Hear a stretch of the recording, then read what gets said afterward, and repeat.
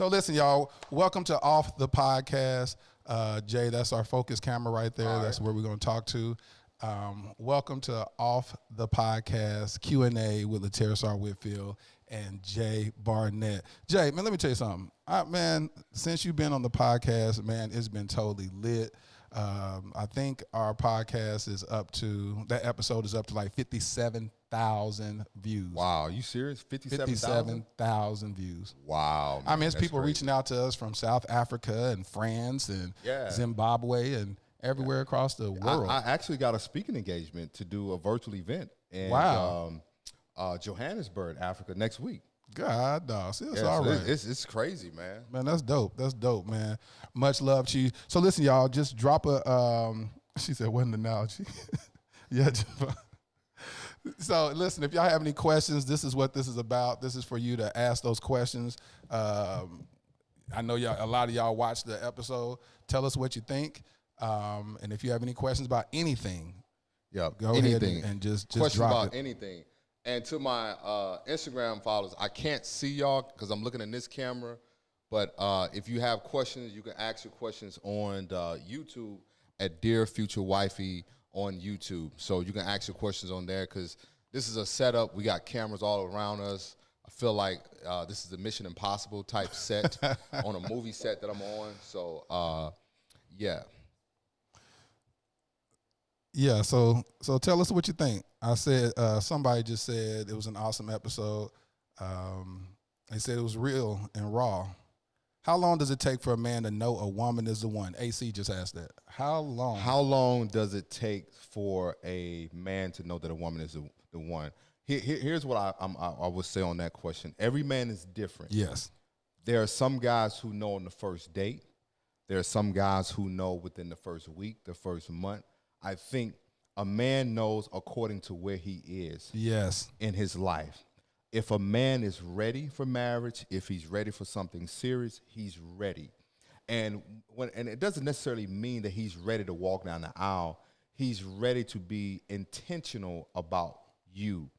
And I think that's one of the things. I don't necessarily believe in the word that men are the hunters. I don't really believe in that. That's just me.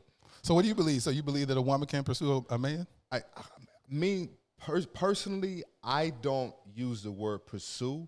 I use the word intentionality. Okay. So a woman can be intentional about knowing that this man is the man that she wants to marry. Right. Well, because here's the thing. A woman can know that she wants to marry a man based on the idea or the mold that she has according to her, you know what I'm saying, her diagram, you know what I'm saying, if you will.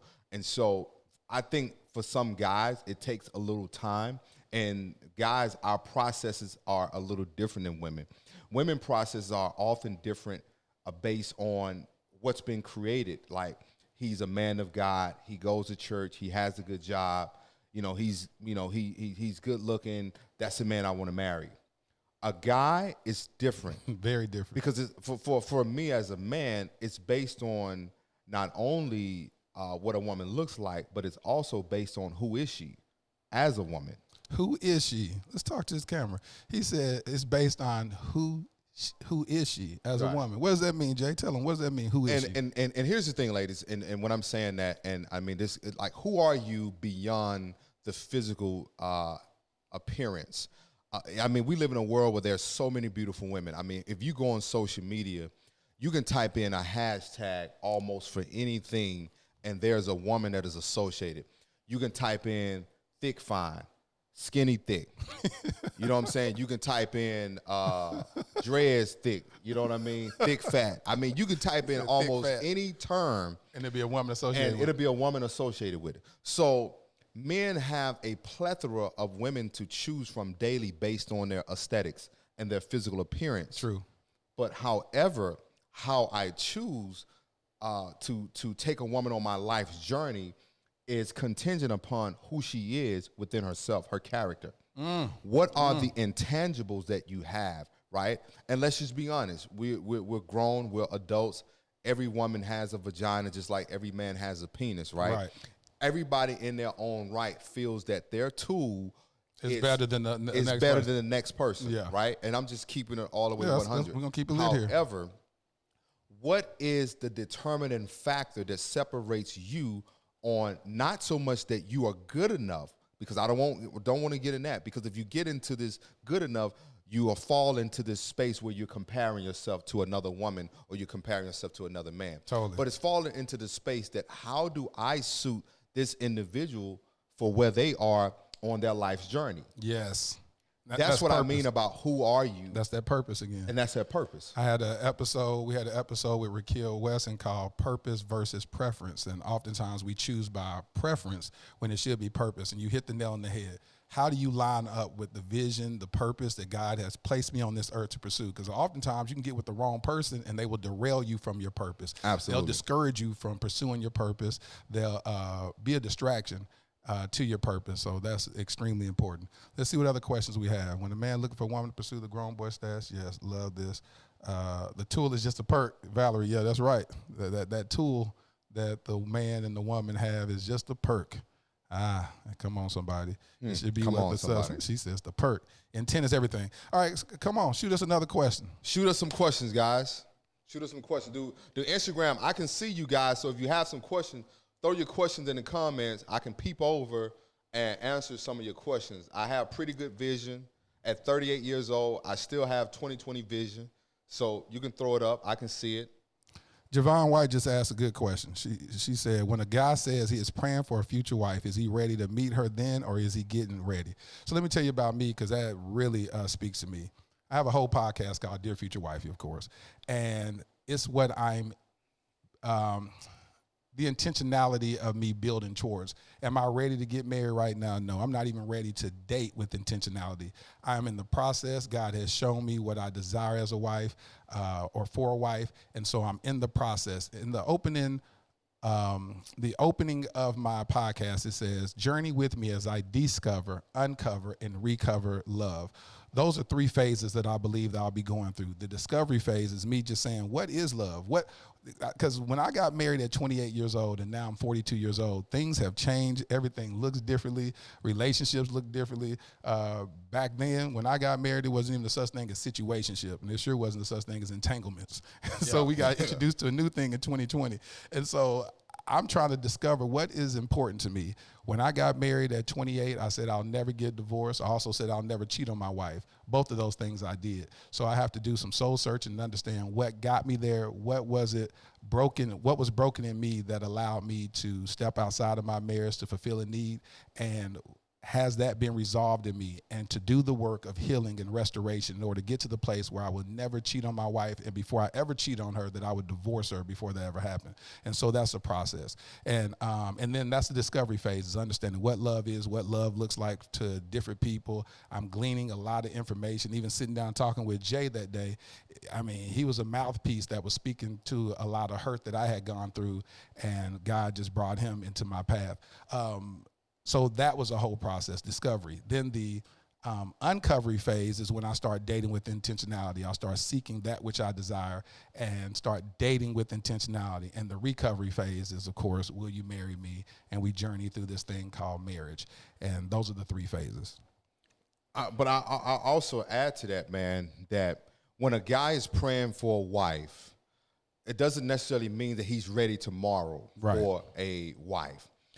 Oftentimes when women hear that, this light goes off, he's ready today. Doesn't necessarily mean that he's ready today. It just means that he's preparing himself. Because again, how men and women prepare themselves are totally different. Most women have been prepared for marriage since they were little girls. Yes, because they're playing with toys and Ken dolls and Barbie dolls. So while they are playing and while they are preparing for marriage, we're preparing to be a man, or preparing to be a fixer, or we are preparing to be a provider. Yes. Because we're looking for the job, we're looking for the status, because society teaches us, right? They teaches us the social construct that society gives us, that as a man, especially when it comes to black men. Yes. Because when I was just working with black men with the Oak Cliff Chamber of Commerce. And one of the black men said, bro, I am tired of this performance mentality. He said, I feel like we're always trying to perform. We're having to perform for the white man. We're having to perform on the job. We're having to perform for our families. You got to perform in the bedroom. You got to perform in your families. So many times we don't have the right processes to prepare with the intangibles and to develop the skill sets to even be married. There it is. So we often go in marriage not even knowing how to be married. No, not at all. So all we know, we don't, let alone how to be a husband. Yes. All we know is, okay, I'm supposed to pay bills. I'm supposed to make sure everybody's good. Yep. I'm supposed to check the house when everybody's asleep to make sure if somebody running here, I got the pistol, I got the heat. Yeah. And That's what happened is that man only understands the aspect of what he can give rather than what he needs. Yes. Yes. So he never have a true understanding, and the concept is that you have to be a whole man, not perfect man, but a whole man to really understand the full spectrum of what marriage is. There it is. Because if we're assimilating or if we're associating marriage as Christ loved the church, there it is. Is having a understanding not only the sacrificial efforts that God made to give up his son, but also understanding what was it that God needed in return for us. Jay, you finna preach? I'm trying not to preach. You gonna preach? I know it's Sunday. You gonna preach? I'm trying not to preach. I know it's Sunday. Well, go ahead then. But having an understanding, what is it that he needs? What did he need from us, Jay? Here's what God needed. He needed praise. What is that most men, every man that I ever, like the comments that I had in my DMs from this podcast from men, I had homeboys that I hadn't talked to in a while. Yes. Was calling, crying, thanking me, bro. Thank you for sharing about this, man, about going through this and about how we're emotional as men. On my way over here, I just had a friend of mine who said to me, Jay, she said, women have to do some work because she said, we have been taught that men don't have emotions. Yes. Yep. I saw that on one of the comments. Someone said the same thing. Yeah, we've been taught that men don't have emotion. And so, and here's the thing, to understand God, he's very emotional. Yeah. Why did he say don't have another God before me? Yeah. His emotion, even in that aspect, was that he says, I'm a jealous God, and there shall be no other God before me. There should be other gods before me. What did he say when he made the heaven and the earth after 6 days? He looked at what he did, and he was happy. So just as God is emotional and as he has created both men and women, we have lived in this deception that men only operate from the physical spectrum and they don't have an ounce of emotional, which is totally inaccurate and totally oblivious to the human makeup, because to be human is to really feel. Yes. So we have men who enter marriages not considering their emotion because all they ever heard is happy wife, happy life. When I tell you that has to be the most dumb statement I've ever heard, I just think that is so stupid when they say that. And it's not true. Like we come up with these crazy mottos and that just is not real. You can, if you spend your time trying to make somebody happy to the depletion of yourself, then how does that work? Because now you find this woman that is codependent on you emotionally and all that stuff, and it just doesn't work. So yeah. I'll say don't say that crazy stuff. And so for the lady that, and if you're meeting a guy and he tell you that he's ready for marriage, allow him to go through his process. And when he's gone through his process, he will then move in where he's at and where he's functioning. Can you hear yourself through the headset? Yeah, I can hear myself. Okay, because I know it's plugged in number 3, and I was trying to see. All right, let's see another question. Everybody's saying, wow, that's true, so powerful. There was a question here that was up at the top that said, why do men find it harder to forgive when a woman cheats? I want to come back to this question. I want to go to this question on Instagram. How do you deal with somebody who's emotionally unavailable? And I want to answer this to my followers. You don't. That's what I was about to say. You don't deal with them. At all. Here's why. When an individual is emotional unavailable, they lack the capacity to be emotional open to you when it's time for them to connect to you in an emotional realm. Yep. And so what'll happen is that you'll always be in this tug of war trying to get them to open in a space where they are not either ready, or they don't have the ability, or they don't have the capacity. And so many times when clients come in, and especially when a woman says, well, I've been dealing with this guy for a number of years and I just can't seem to get him emotional. What do I do? As hard as it is, I said, here's what I tell people when you come to therapy. I don't provide answers. However, I help you discover the answers in the process through therapy. Yes. I don't give advice to tell you what to do. However, with my methods and with my technique, I allow you to discover the answers in the midst of searching for the outcome that you have a desire for. Because the goal is you don't want to have to force someone to be emotionally available in a space where they don't have the capacity to manage your emotional capacity. They don't. Because it'll always be one-sided. Yes. So as hard as it is, and I've told many clients this, as hard as it is, you have to make a decision based on what are you willing to lose in order to gain.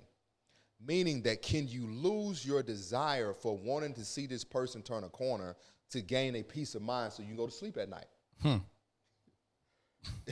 So, because it's not happening with the person who's not emotionally available. So go to that question about why do men find it harder to forgive once a woman cheats on him versus vice versa? So, okay, here's the lady, and I want to make sure that I clarify this and convey this. There is a double standard. Yeah. There is a double standard. I want to make sure I echo that. Here is why. Men are not as emotional resilient as women.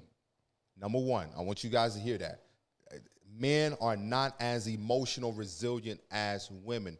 So when a woman cheats on a man, he finds it difficult because part of it is impacting his ego. 100%. Every man has an ego. I have this saying, Laterras, that men egos are fragile, but women egos are bigger.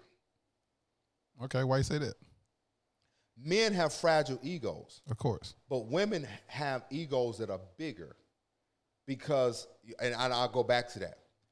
And I want to come back to, because for a man is that in his mind, again, it's a double standard, that how can you cheat on me when I was supposed to be your Mandingo warrior? Yeah. I was supposed to be the guy, your king to your Kong, your yin to your yang. You know what I'm saying? Your rice to your beans. You know what I mean? So men find it difficult. And this is what I tell any man. Don't behave in a way that you wouldn't want her to behave towards you. And that's just solid across the board. And so every man has to check himself and has to, even when a woman cheats, because men and women cheat for different reasons. Yes. When a woman is cheating, it's often associated with an emotional pursuit. Yeah, and it's something that she's lacking from an emotional standpoint. Well, hold on, let me say that. Well, you said most of it. But both men and women both cheat for emotional reasons. Yeah, and for different types of emotional reasons. She said she's eating rice and beans right now. Why are you saying that? Shalandria. I hope they're not from Popeyes. They make it gassy. Make it gassy. So Shalandria, you got to watch out because he said he's gonna be Putin all everywhere. As common courtesy, don't get comfortable within a relationship. Come on, send me another question. Also, yeah, we have this new thing on our live that you can push. It's called, what's it called? Super Chat. Yeah, Super Chat. So if you want to support the channel, your comment will pop up real in colors on the screen. Oh, wow. There you go. She just said, thanks for being you. Whoever had Sister that Johnson, last question on Instagram. Thank you so much for your super chat. Is it Tay Johnson? Thank you so much. I thought you was going to ask a question when you did that, but really, really appreciate the super chat. Is it a red flag if a 46-year-old has never been married but is in and out of relationships? Is it a red flag? Is it a red flag if a 46-year-old is single and never been married, and been in and out of relationship? 46 years old. 46. Is it male or female? Male or female? Male or female. Here's the thing. I don't see that as a red flag. However, I will take a mental note of it. See, there are some things that are not red flags. There are some things that I feel like there's a yellow light on it. Meaning. Yield. You better yield. There's some things, not everything is a red flag. Some things just has a yellow light on it, meaning that you need to slow down. And so, again, I don't see that. Again, I would want to know in detail what has been the common denominator, why you have had so many different relationships. Again, and I'm not judging and not out of skepticism, but I would want to know that. Now, that's not, I wouldn't say that's a deal breaker, but I would like to explore why. Why. But if the person is pursuing you, would you take that time to pursue? I mean, to find that out, like the. Yeah, I would want to explore that, because at 46 years old, I would want to know: have you done therapy, counseling, coaching? What growth have you made to slow down this pattern of behavior of dating different people? Again, I'm not judging you by it, but I would want to explore. Thank you, Lauren M., for the super chat of $9.99. Appreciate you. She said She said the two of us should do a spin-off podcast focused on emotional healing and preparation for men. You can't speak about what you got coming up, can you? I can't speak about what I can. Just know that Jay got something big coming up. So yeah, I have something big in the works that is going to be men healing, and right before your very eyes is huge. But yeah, so it's gonna be a dope situation. So there's a question over here, Laterras, and somebody said, how long should you date somebody distance? You talking about long distance relationships? Yeah, long distance. Oh Lord Jesus! So let me tell you something. My situation is, I don't know. Because it's totally dependent on your own preference. I've never dated anyone long distance. Why? Is because I like to be around my woman. And so when I'm in a relationship, I want to see you a few times a week. I want you to come, kick it with me, hang out with me. I just want you around to be in my world. And I want to be in your world too. So long distance relationships just don't work for me. I'm not interested in it unless I can drive to it real quickly. If I can drive, if it's like a couple of hours away, or if you're in the same state and we can get to see. Well, see, the way I see it, I think I may be a little bit open to it, because whoever I get in a relationship with anyway next is not going to be a long process before we get married. Yeah. So I put it 6 months top.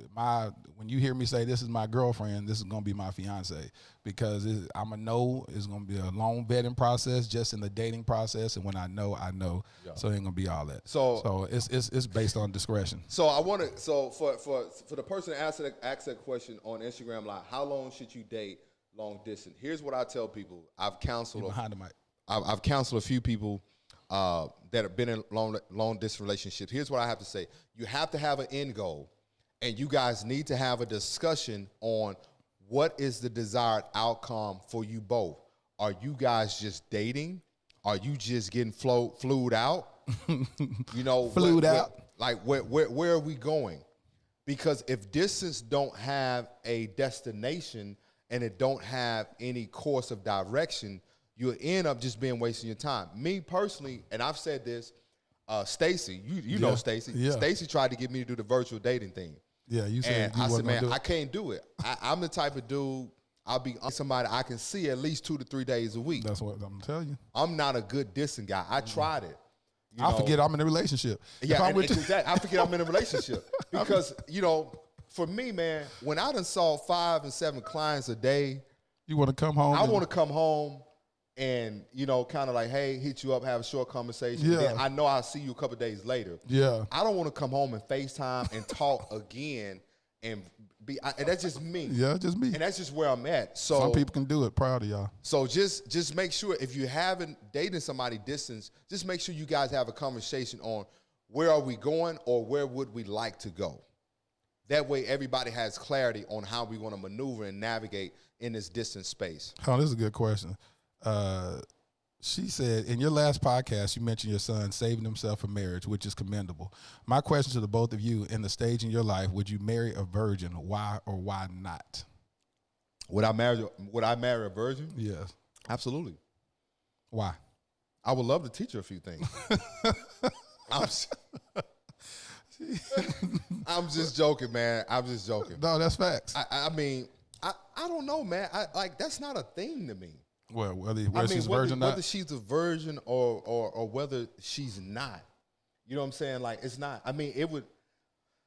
Again, this is me. We're in 2020. Yes. Now, if she is a virgin, that's great. To God be the glory. She gets to wear the white dress. You know what I'm saying? On that wedding day. They wear white dresses regardless. I get to mess up that white dress, you know, on the honeymoon.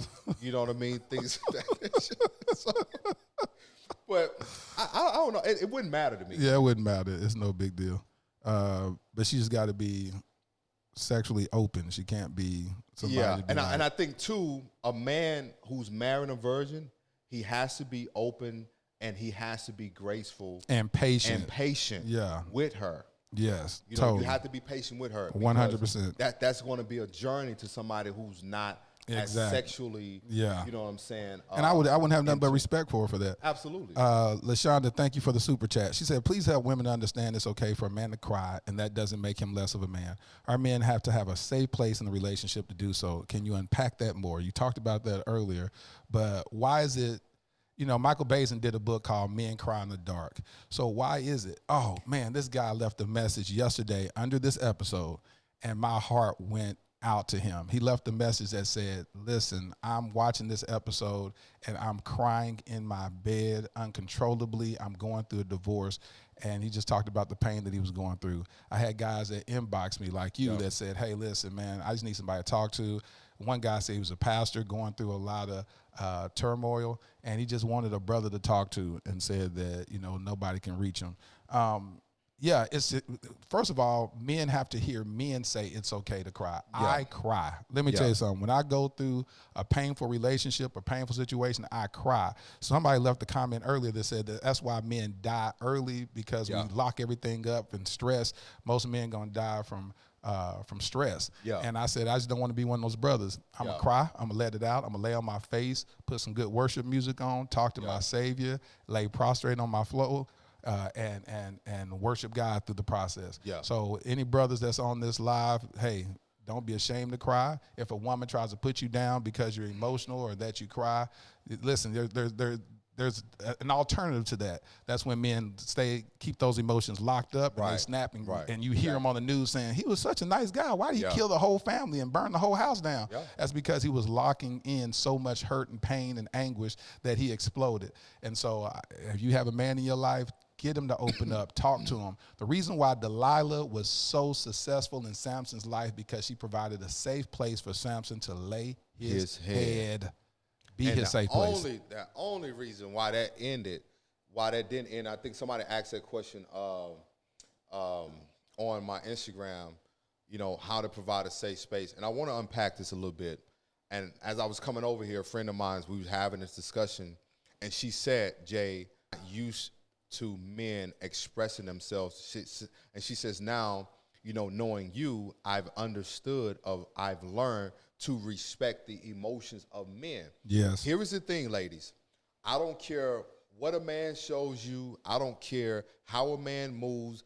Men are just as emotional as women. Yes. We respond and move differently in our emotions. Here is the difference, maker. I want you to catch this. The thing that the difference between us is that our emotions is not the driver first. Yes. It doesn't take priority. It's not primary first. So many women have been led to believe and live in the assumption that men don't operate from a state and from an emotional place. Yes, we do. We have just learned how to hide in our emotions. When you got a man who, I had married men, bro, I sit in my driveway. I won't go in the house. That's a man who's suppressing his emotions. Yes. Bro, I don't want to go in the house. I don't want to talk to her. I feel like whatever I say, you know, it's always going to be something with her. That's a man who don't feel safe in his emotions. And somebody asked this question, how do you provide a safe space for men? Ladies, here's how you provide a safe space. Listen. There it is. Listen. Listen twice is why God gave us 2 ears and 1 mouth. Listen twice as much as you talk, as you speak.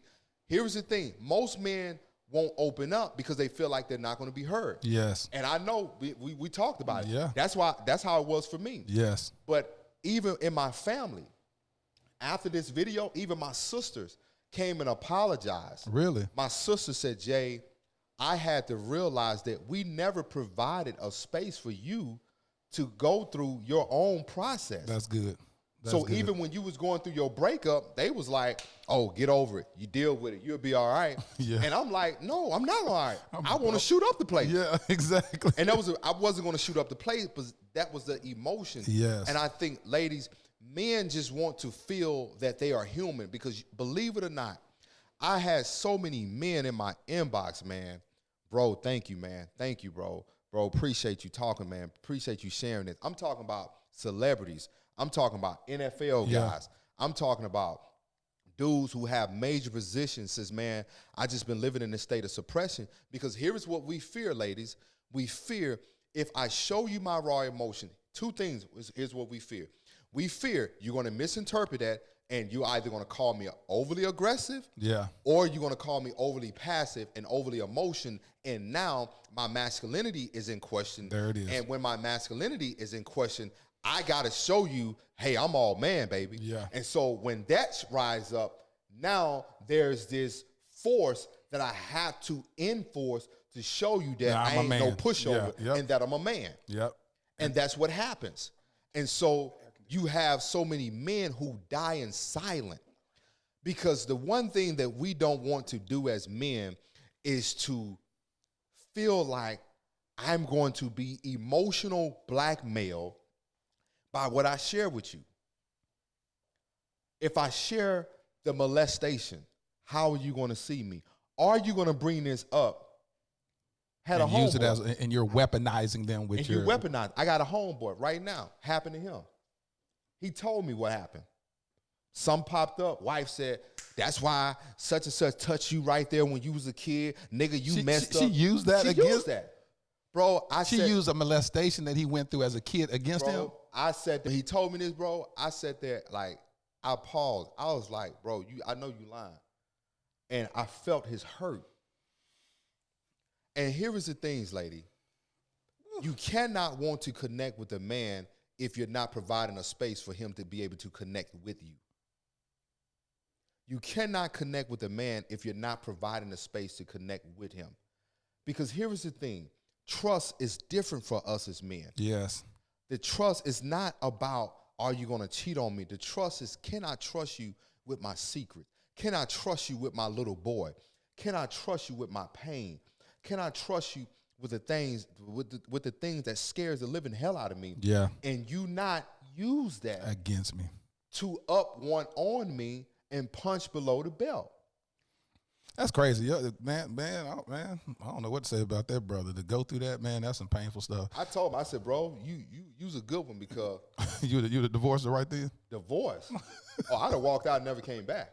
Just walk straight on out. Bye. Listen, Jack O'Connor, yeah, you're right. He said that's as men, as little boys, we're taught not to cry, and that's real. Jack, shout out to you. Jack is the one that does the graphic design stuff. Recently, he's just started working on the team this week. So the flyer that y'all seen that you like so much, Jay, the graphic for this off the podcast.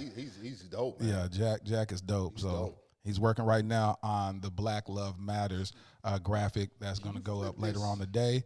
That'll be a live stream next week where the three couples got married. So y'all check that out. Said that is someone that has to be hurt. Hurt people. You're right, Javon. Can I trust you with my little boy? That's deep. Yeah, that's beyond foul. Yeah. Great work, Jack. Are you working on it now? Cool. Come on, some more questions. This is good. I stumbled across the last podcast with two of you last night, so I had to tune in. Thank you, Jolanda. Can you just reiterate one more time how I provide a safe space? Yes, you want me? She said to provide a safe space is just simply listening. Yeah, to provide a safe space is really just listening, and listening to. And here's the thing with men, like ladies, when a guy begins to share, see, men share in parts. We share in parts. Like you may get a little bit here and a little bit there, and every time that you get a little piece of him and he shares that, always validate that.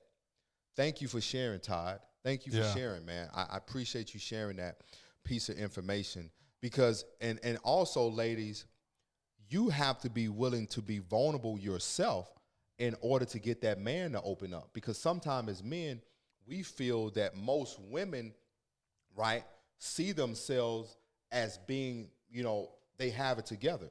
Yeah. And so, ladies, if you want a man, if you want to see that man at his core, you have to be willing to show yourself at your core. And I'm not just talking about sex, because people can have sex with you and not be vulnerable. 100%. People can have sex with you all day and not be vulnerable with you. Being vulnerable is being able to show parts of you without knowing how it's going to be handled. Being vulnerable is I'm willing to say I love you first, not knowing if you feel the same. That's real vulnerability. Sure is. And to understand that, because most women, and I've seen this, most women carry a lot of shame because they're not open with their friends. Hey, is that the truth? I'm telling you, you hear it all the time. They're not open with their friends. Yes, yes. Their friends don't know everything. They sure don't. Because what happened is I got to uphold this image. Yes, yes. I don't want my friend to really know I ain't got it together. Yeah. So when you get in a relationship with a guy, he then feels like he's trying to compete or he's trying to live up to this expectation and this standard that not even you yourself can live up to. That's 100%. Javon White, thank you so much for the super chat of $9.99. Appreciate you for supporting the channel. I always see a lot of your comments under the Dear Future Wifey videos, and I appreciate it. I always try to respond to viewers when they leave comments. I know that I don't take it for granted that you guys are watching the videos. We put a lot of work into shooting these episodes, me finding these great guests. It's normally just my personal friends, and it's conversations that we have offline that I just put us online. And so I thank y'all. Like I said, y'all helped to grow this channel. Last month, it was at 950 subscribers, all the way to 8,700 today. That's absolutely ridiculous. And so I got a question for you, Laterras. Uh-oh, you're going to put me on the hot seat. Later on, she says, how does a woman create boundaries sexually based on how far she will go? Boundaries sexually. How does she create boundaries sexually based on how far she will go? Yeah. I guess the short answer is just making sure that she verbalizes that. Like, I had a friend a celebrity friend that was married to this guy, and he said they were married, and this was very public, but he said, listen, every woman I've ever been in a relationship with, we've always had threesomes. And she said, no, I don't want to do threesomes. I don't want to do that. And so she said, well, I'll give you an opportunity to go 1 week out of the year. You can go have sex with whoever you want to have sex with, as many times you want to have sex with them, as many women you want to have sex with. Just don't tell me about it. Don't bring nothing home. And that was their agreement. So her boundary was, I'm not going to be indulging in threesomes and all that stuff. And he still violated the marriage. I don't know how he did that, because my homegirl, she bad, and I just don't get it. But I always say that everything has to be spoken, and that's why I believe in the reason why I have the acronym LIT on the podcast is because living intentionally and transparently is totally getting what you want. And right. you have a right to say, listen, if I want this, I can have that, and transparently talk about that. If oral sex is huge to you, and why get with a guy that says I don't go down on a woman? That's absolutely suicide. You're going to go out and step out and get it from somebody else. So that's why I say always be open about what you want. If a guy can't be with one woman, say that. I had Peter Guns. We just had a little talk one day, and I put him on an Off the Podcast episode, and he was talking about his mom told him, you wouldn't cheat if you just stay out of a relationship. Why are you getting in relationships if you're going to cheat anyway? You don't have to be in a relationship. Yeah. If you like to smash a bunch of women, just smash a bunch of women and keep it safe and keep it healthy, and tell people that. Don't have people believing that you've been faithful to them. Say, listen, I like a lot of vagina, and that's just what it is. People will respect that. I hear more women tell me that even when men are married, these married men that be running around smashing women and all that, is that, and they're lying and not saying that they're married, and they find out later on that they're married. That if you're just honest and just that part I don't get, man. I hear a lot of women who say, that these married men be in their DMs, these married men. I mean, I told dudes, bro, if you don't want to be married, don't get married. Don't get married. You don't have to be. Don't get married. You don't have to get married. At all. If you don't want to be married and you don't want to commit to the married principles that are associated with the union, don't do it. I saw a question on here. Someone says, how do you feel about a woman discussing her relationship with her friends? I'll say this. The moment that you invite your friends into your relationship, you have just given them access to your relationship. I'm going to say that again. If I invite you into my relationship, I'm giving you access into my relationship. When people, it's just like social media. The moment that you get people involved in your relationship, how you make your decision, you're now telling people that I either need your acceptance, your approval, or I need your validation. Yes. Whichever term you use, I need your acceptance, your approval, or validation. And when you need outsiders' validation on how you're going to navigate and how you're going to move in your relationship, it no longer has become a relationship with you and that person. You are now having an open relationship because you have invited people in. This is why I encourage people, when you are having matters of the heart, real issues, get a counselor, get a therapist, get somebody who's going to have an unbiased opinion. When people come in, like, I'll say this, I work with many couples right now. I am in no way personally or emotionally invested into your marriage or relationship. Right. My skill set and my methods and my treatment plan for you is based on the outcome that you want for your marriage and relationship. It's not my own personal agenda. Yes. So bringing me in, I have no investment in it. Yes. And when you bring outsiders into your relationship, and this is why when people, you see it all the time on social media. You done posted up you and Bae done fell off. You done went through and cleaned up the Instagram. You don't have the pictures on there no more. They wonder. And people start wondering, hey, what happened to such? Like, I got a friend right now. It's not a friend, associate. Like, she done wiped up all the posts with her and the homeboy. And I'm just like, okay, I know they ain't married. Again, none of my business. But, and she slid in my DMs one day, and I said, it's okay. You ain't got to tell me nothing. I'm good. But now she's having to, and I know she is, she's dealing with the shame of it. Because here's another thing. Before you go public with your relationship, make sure, number one, that your relationship has been tested, number one. Yeah. Because if it hasn't been tested, it can't be trusted. Boy. If it hasn't been tested, it can't be trusted. There it is.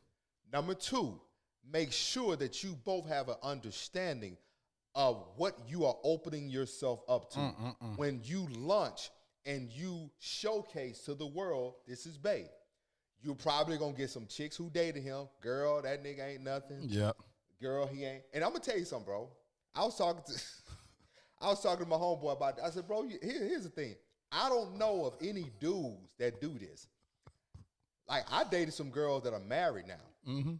And I saw they got married. Never once had I said, bro, she this or she that. Like, I don't know. Correct me if I'm wrong. Now, they typically is that a woman thing or a dude? Because I don't know. I think that's more of a woman thing. Now, if a guy did ask you about it, be like, say, Jay, so did you used to talk to so-and-so, then we're going to keep it 100 with each other. We're going to be like, man, let me tell you something. Yo. D-Wanga, I need to talk to these people super chatting. I appreciate y'all. D-Wanga 19. Rachel Webb, thank you for the super chat. Hey, how you going to do that? How's you going to send a super chat? That's my assistant over there. Look at you. Rachel Reed, thank you so much for the $14.99 super chat from Canada. All right. Sharon Savage. Oh, you said guys do that too? Oh, I didn't know that because I would never. Here, I want to address this real quick before this disappears. Where was that? She said, I'm considering moving out. This Camila Line says, I'm considering moving out and getting my own place because my partner doesn't show me affection, appreciation, and love on a regular basis. Only when I initiate it. Please explain emotionally unavailable men. I just turned it off because it was making a whole bunch of noise. So she said she's about to move out because her man not showing any emotion. So the question I want to ask her: have you expressed to him what it is that you need? Camila, have you? Have you expressed to him? So here's what I want to say: if you've expressed to him what it is that you need, and you have discovered that he don't have the capacity or the ability to do so, then you need to make a decision based on the outcome that you want. And if the outcome that you want is that you want somebody to be affectionate, somebody to be loving toward you, so you have to make a decision based on the outcome. I'm constantly telling clients, I have clients, Jay, what should I do? I say, I don't give answers. I don't give answers. As a therapist, I do not give answers. What I do is I allow you to discover the answers in the process of moving or unpacking your stuff. So if the person that you're with cannot give you what it is that you need, then you have to make a decision based on what it is that you do need. Yeah. Because the moment that I'm clear about what I want, I can tell you what I need. There it is. There it is. Somebody said, Jay, when you gonna write a book? I don't know. I don't know. You got books out there. Man, I have books, but I don't have books on this type on this stuff. You write stuff to daughters. I've been writing to young people, but I need to put some stuff down for us adults. So Sharon Savage, okay, you said a woman who shoots her shot, does that show that she's desperate or have low self-esteem? Definitely not a queen, conscious, or virtuous woman to be desired. I don't think that shows that she. Come on, talk. That don't show that she's desperate. For the Instagram, a woman who shoots her shot, does it makes her, what was the thing? Be desperate. Does it make her look desperate? Does it make her look, does it make her, shows that she's desperate, have low self-esteem. So the question was, a woman who shoots her shot, does it make her look desperate or does she have low self-esteem? Talk to the mic. Here is the thing. This is 2020. And here's the term that I will use, and I want everybody to understand this. Women are a bit more assertive in 2020. And notice, I was intentional about using the word assertive rather than aggressive. I don't think women are aggressive. I think they are more assertive. I don't see anything wrong with a woman shooting a shot. However, in the course of you shooting a shot, is no different in having an understanding that the shot that I'm taking, there's a possibility that I may miss. Come on. Okay, catch that part. If I'm shooting a shot, there's a 50-50 chance I'm going to make it. There's a 50-50 chance that I may miss. So for the women that are shooting a shot, this is not an indictment on your self-esteem, your confidence. You just know what you want. And there's nothing wrong with that. There's nothing wrong with saying, hey, I like what I see. I'm going to shoot my shot. So after you shoot your shot, Tayana said me and Jay's DMs. Shoot your shot, girl. So let's say that it doesn't work out, and I want to help women out, and I want to help men because see, we live in a world today where men can't take rejection, women don't understand rejection. So I want y'all to catch that. Men can't take rejection. I see the white guy bobbing his head. Yeah. He's saying, yeah. So he know what I'm talking about. Men can't take rejection, and women don't understand rejection. Here is the things, ladies. Rejection is a matter of perception. And normally, when you interpret everything as rejection, it is not on that person. It has everything to do with either previous experience, encounters, or an event that took place that has nothing to do with that person. However, if you open up your thinking capacity to say, this is not rejection, and this is what I tell a client, what if this was you being redirected? This is not rejection. What if this is you being redirected to where you're supposed to be? Again, because if you see everything as rejection, this begins to be a process that you take yourself through emotionally as if you're not good enough. Because maybe the guy that you're shooting at, maybe he's just not there. Or maybe he's dating somebody and maybe he's not wanting to say it, because I know some guys who won't say anything out of not trying to make a woman feel like, you know what I mean? Yeah, just trying to be respectful. So I don't see nothing wrong with a woman shooting a shot. Shoot your shot, baby. Shoot your shot. You know what I mean? Hey, shoot a 38-footer like Steph Curry. And I'm gonna tell you this. Definitely shout out to Crystal Franklin for supporting the channel. That's Crystal with the K? Crystal with a K. Is that I think that may be Crystal Franklin, my homegirl that lives in LA. Is that you, the official Crystal Franklin? The official Crystal Franklin? She's from Dallas. If that's the official Crystal Franklin. That's the official Crystal Franklin. If that's her, I think that's like that's Gramblin's finest. That's Gramblin's finest? Yeah, if that's her. She said, this is Bridging the Gap, helping answer questions I didn't even know I had. I'm going to be better for the men in my life. Thanks, guys. Thank you, ladies. Thank you so much. I always say that rejection is sometimes God's protection. We say, God, give us the desires of our heart. And then we actually try to pursue those things or go after those things. And then if we don't get it, then we're mad at God. If we believe that God is a loving God and he's going to bless you with the opportunities, he knows what steps that he already has ordered for you, then you can't take it as, and that's how I live my life. I'd be like, if I don't get it, it wasn't supposed to be mine. And I've learned to live like that. I said I was going to do a podcast or an episode talking about, I said men should pursue but not persuade, and a woman should present and not pursue. So what that means is that as a man, he should pursue you. If he wants you, he says, listen, these are my intentions. I like you. This is why I like you. This is what I have to offer. And he goes and pursue you, ask you out on dates or whatnot. But he shouldn't get to the point where he has to convince you that he's a good guy.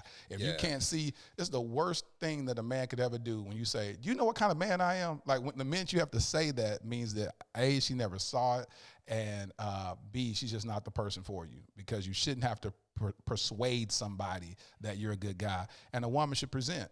You know, a woman should be able to say, hey, this is who I am. This is what I represent. He should be able to look at you, scroll through your social media, see what things interest you, see what you promote more. If your whole Instagram is just full of selfies, just nothing, just selfies the whole time, then he may come with the conclusion that you're all about your looks or just very shallow. But if you, what you about to say? Pretty much.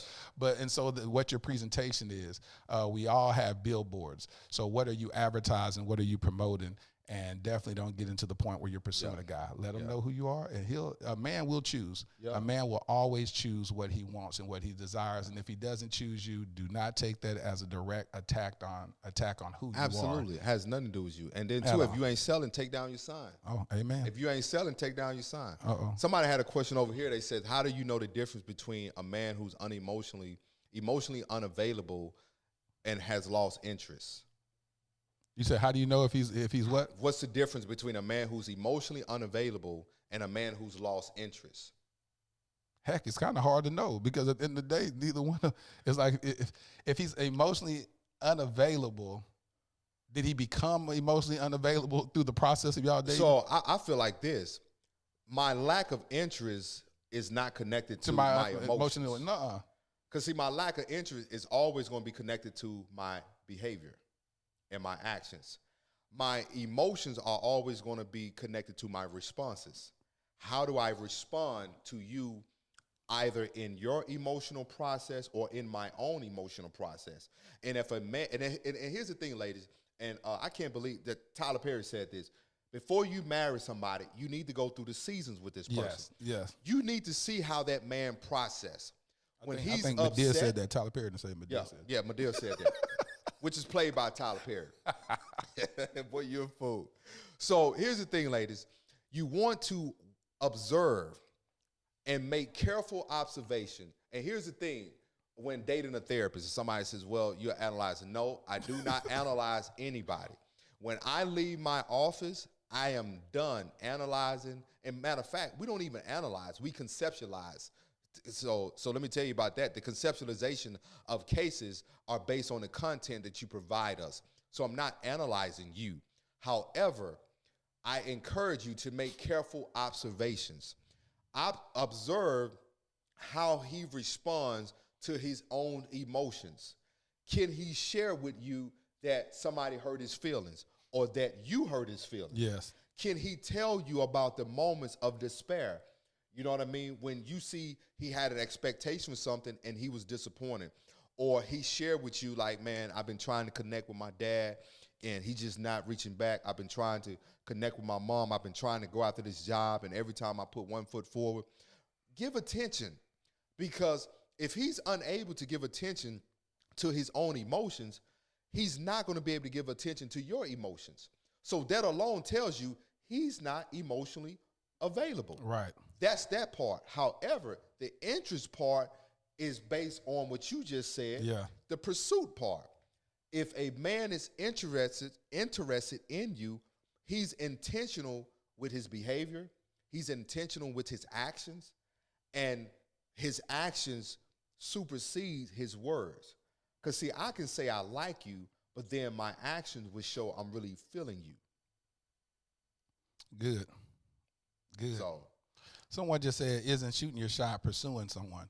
Not necessarily. I believe just making yourself, again, that's a presentation. I don't know that you exist unless you, I think we live in a vast world. So how do I even know you exist if you don't say something to me or make yourself known? The pursuit is what happens after that.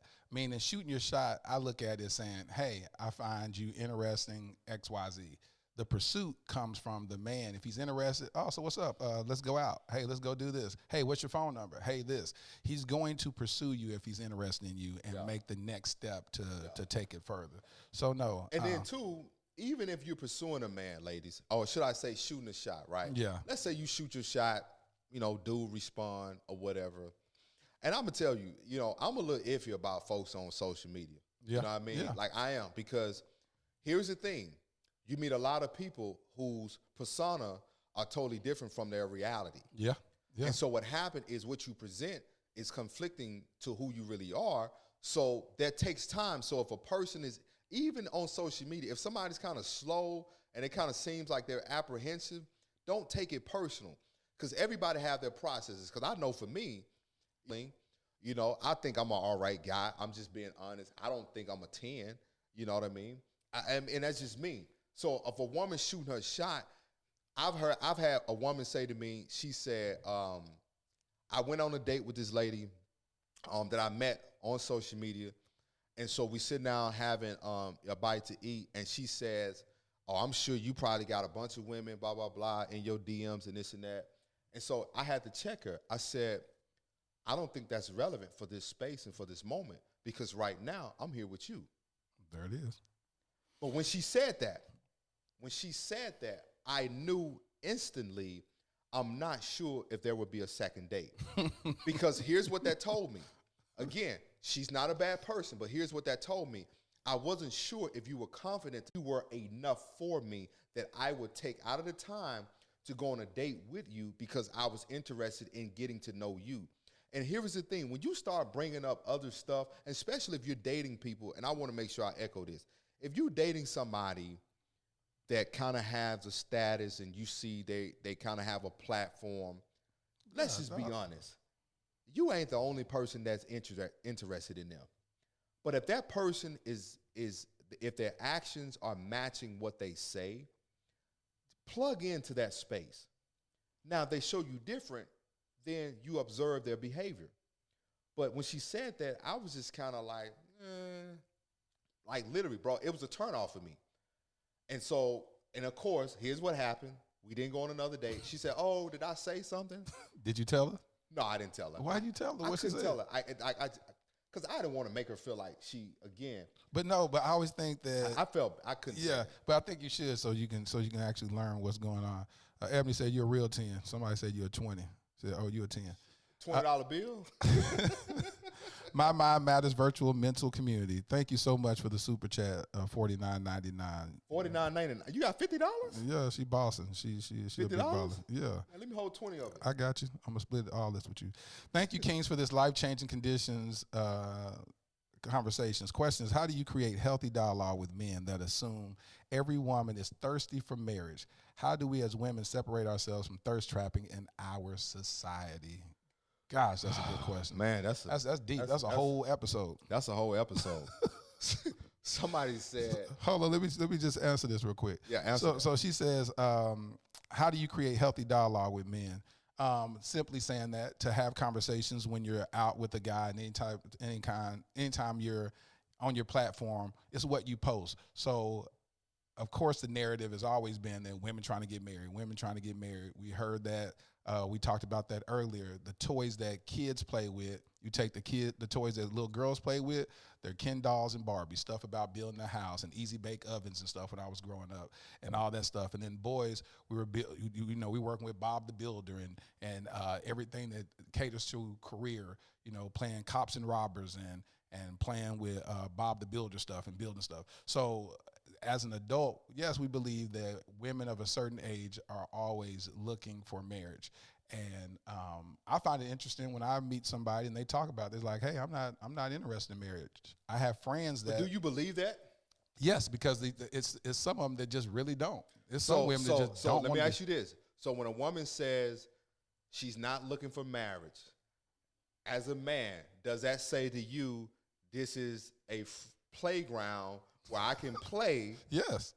As a playground where I can play. Yes. And there's going to be no consequences, no emotion, no feeling. Do you think women are able to do that? I used to think, now I'm going to tell you this again, I'm in my discovery phase. And in my discovery phase, I put all women in one box and said every woman is the same. That's what I thought. That's what you thought. I thought. And then I started living in this world after I got a divorce in 2015, and I started seeing some women that have a different mentality. Like, you got to look at the Oprahs of the world that says, hey, she can have anything she wanted. If she wanted a husband, she could have one. You know, she would be with Stephen. She just didn't. So I always say that, yes, I tend to believe, and I used to think that women couldn't do that emotionally. And I've learned some of them can, some of them can't.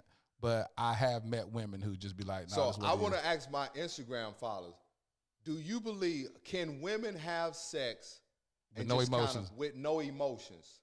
Can women have sex with no emotions? I want to hear from you, ladies.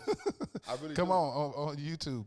Do y'all think women can do that? Because I'm not gonna lie. I mean, like my sisters tell me all the time, Jay, every woman wants to marry you. They said just move in that space. Yeah, that's what I used to say. My sisters tell me that. My sister said no. Yes, women can. Yes, they can. Yes, they can. My sister said, Jay, every woman wants to be married. Wants to be married. It's not their nature. So exactly, and that's my thing. I don't think it's their nature. I think they can, but I feel like it's a switch they have to turn on. Yes, they do. Because what happened when somebody come through there? Yeah, and they get emotional, and you get emotionally connected. It happens to us too sometimes. Yeah. You be like, man, I don't want to be with that girl. Listen, because here's my thing, right? I feel like with my sisters, because that teaches me to move. I know that they can't be like that. Yeah, because for me, I feel like. He said the volume is low. How's the volume low, guys? Bobby, he said my volume low. All right, let's see. Somebody said woman can't. That's because some can, but I can't. Because Jay don't be talking on the microphone. That's why it's low. He be talking. Yeah, see, he be all away from the microphone. Yes. Can y'all hear us good? No, absolutely not. Singleness is a calling. Absolutely not. No. Very rare.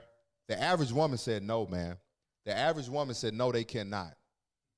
I know that's what they said. That's what I say. I'm gonna be honest. I operate like they can't because it gets you in trouble if you assume otherwise. Listen, I encourage women. Listen, like I used to tell my sisters, you know, I'm glad they're married. Don't play that game. That's a dangerous game. Top 2 notch, push it up. I used to tell my sisters, hey, listen, man, I'm so glad they married, bro. I'm so glad I don't have to go out here and chase no dude because he done went out here and ran up at my sister and she can't find him. Like, bro, I'm so glad that ain't my sisters are married. They got kids. They got good brothers, man. Because thank you, Michelle. She says a lot better audio.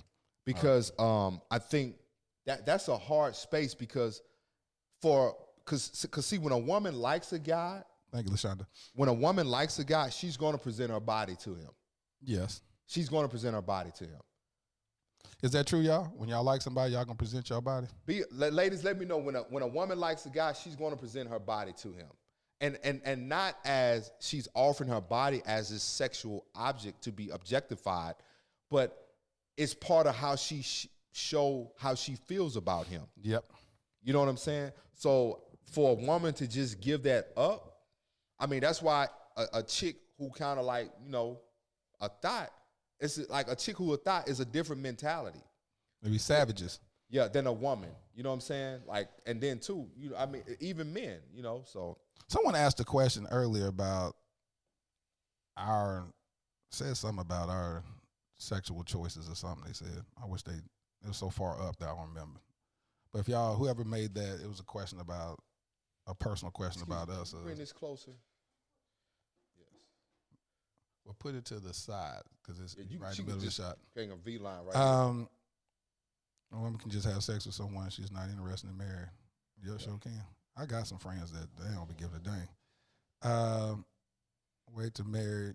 Listen, she want to wait to be married. Miss Lestine Bell said, I don't care how much I like him. I haven't allowed a guy to touch me in years. That's what she said. She ain't allowed him in years. Yeah. Well, praise the Lord. I'm proud of you. Yeah. I'm proud of you. Said she's not allowing. That's in the shot. Right in his face. Oh. So just put it right on the left side of you. You can just turn to the side and look at it. Yeah. All right. Shout out to Bobby over there.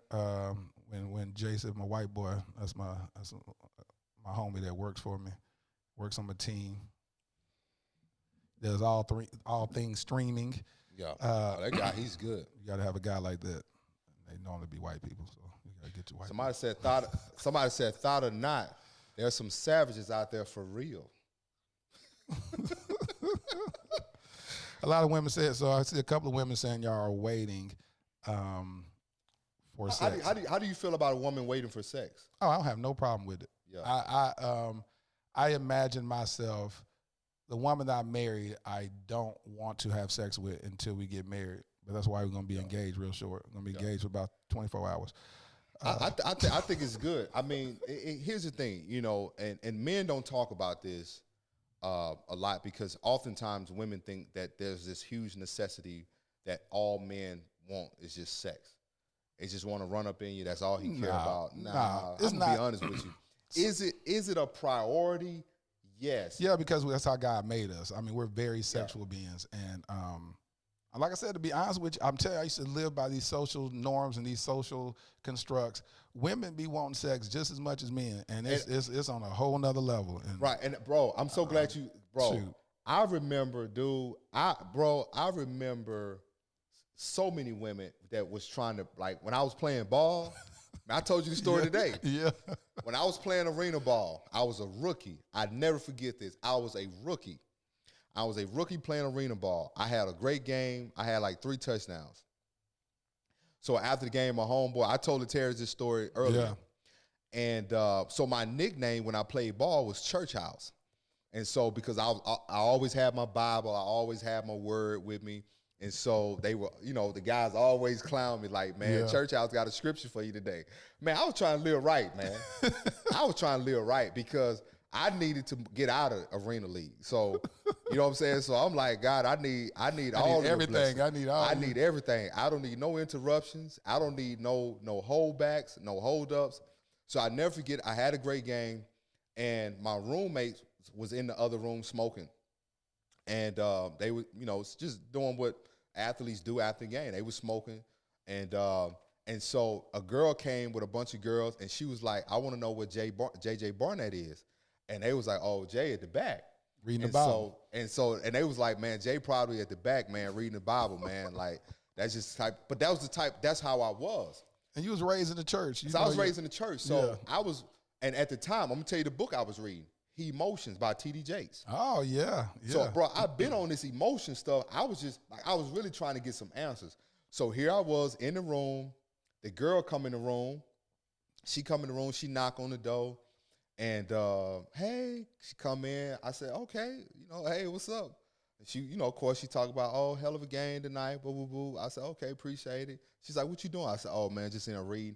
And so my homeboy, they were so cool. Whenever they smoked, they would always put a towel up on the door. On the door, so it never would get in my room. So she was like, why you ain't out there with them? I said, everybody knew I didn't smoke weed. Everybody knew I didn't drink. They knew that was me. So she come in. She had the dress on. I told you the story today. Kid you not. I said, man, I'm chilling right now. I said, I ain't really on, I ain't trying to, nah. And so the girl lifted up her dress. Remember I told you that? Yeah. Well, she came and said that I'm finna go F him. Is what she said. She came and told. She told my homeboy. She was like, nah, I'm finna smash him tonight. She was like, I'm getting him tonight. So let's debunk this whole myth that men just these scavengers out here just on the prowl. There's some women out here on the prowl too. 100%. So she come in there. She lifts up her dress. I'm gonna be completely 100 with you. So she was like, you like what you see? Yeah, she was fine. Yep. I told you that. She was bad. I was like, She was bad. I said, man, I can't. You said, I don't know you like that. I don't even know you like that. That's what I said. I said, I don't even know you like that. Bro, when I tell you, that woman walked out of that room, she was just like, and so we sat in that talk, and she literally said, she said, why are you like that? I said, I'm going to be honest with you. I said, really, for me, she asked me about my upbringing. I said, I was brought up in church. My dad was a pastor. And I said, man, I'm really just trying to live this standard. Yes. I said, I'm not trying to be perfect, but I'm trying to live this standard. Do you know this girl, she got my number. That's the whole thing. She didn't even know, you know what I'm saying? And so now she was even more intrigued because now she had to process, I lifted up my dress. And he dude still, and then too, like, reject. I said, man, you beautiful woman or whatever. I said, man, I'm not trying to go there with you like that. Yeah. And for me, that messed my head up because I was like, man, I'm trying to do the right thing. And now I get villainized as a bad dude. You know what I'm saying? And so we were talking. Why you say you got villainized as a bad dude? Because it was like, oh, your boy act like he's scared. Oh, so that's what she went back and told them. Yeah, she was like, your boy act like he's scared. He on some old church stuff. And really, but I'm going to tell you this, though. I'm going to tell you this. One thing about playing ball, men respect when you stand for something. Oh, yeah, 100%. My homeboy said, hey, man, that's just church house, dude. Yeah, church house. That's him. Like, he owned that for real. Yeah. And there was always women who were like, hey, hook me up with your boy. And they was like, man, dude, like, because I was like, stiff arming them. Yeah. Like, nah, man, I'm trying to stay focused. I got to have my word. Like, I had that book, Emotions, bro. I'd be at practice in my locker room, man. Reading that book because I was trying to hold tight because I knew I was in a depressive state. Oh, yeah. So that was the only way that I can really manage it. You know what I'm saying? Shout out to the 579 people on the live chat today. We really appreciate you. We don't take that for granted. Thank you. My Mind Matters Virtual Mental Community. She asked a question. Kings, do you think it's healthy to travel for a relationship if you both want to take things further in long distance? It's also based on personal goals and business and travel as well. 100%. Yeah. Whatever I always say, listen, find all the resources that you can use in order to connect. So if someone lives in another state, another country, whatever, as we see in today's society in 2020 with COVID-19, nothing is promised. And so I don't want anybody leaving this earth with regrets. So whatever it is that you desire to do and you find a love interest that lives across the country, go check on it. Go see what it's like. Yeah, do it. That's the only way you're going to find out is if you go and check on it. And so 100%, definitely go check on it. There's a question came in. Somebody says, do you think sex before marriage thank you, Karen Evans, for sowing the seed for $20. Appreciate you. Spiritual dynamic. Here's the thing, and because when I'm counseling couples, I had a couple who, you know, they was honest. They was like, man, Mr. J, they was like, man, we was smashing, bro. Like, Yeah. They was honest. Yeah. They was like, man, and they love God. Here's the thing. I don't think that it messes up the spiritual dynamic. I think that when you engage in sex before marriage, both individuals have to be responsible for how you're going to move forward and how you're going to navigate now that you open that door.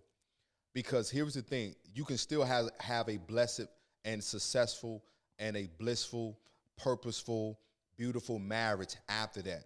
The church has made people think, because I'm going to just be honest with you, everybody ain't on that. I may be on that, you may be on that, but that's not for everyone. So I don't want people to feel like just because they engage in sex before marriage that they can't have a blessed marriage. Because I know a lot of clients who didn't have sex before marriage. And still got divorced. And they get into divorce. Which is crazy, like even... because it's not, but here's the thing though, T. It wasn't so much, because here's the thing. Most people in church are rushing to get married because they want to have sex. True. So you want to have sex, but you have no understanding of how to be married. That's and facts. your only idea or principle of marriage is based on the biblical principles, but not understanding that marriage is a natural practice.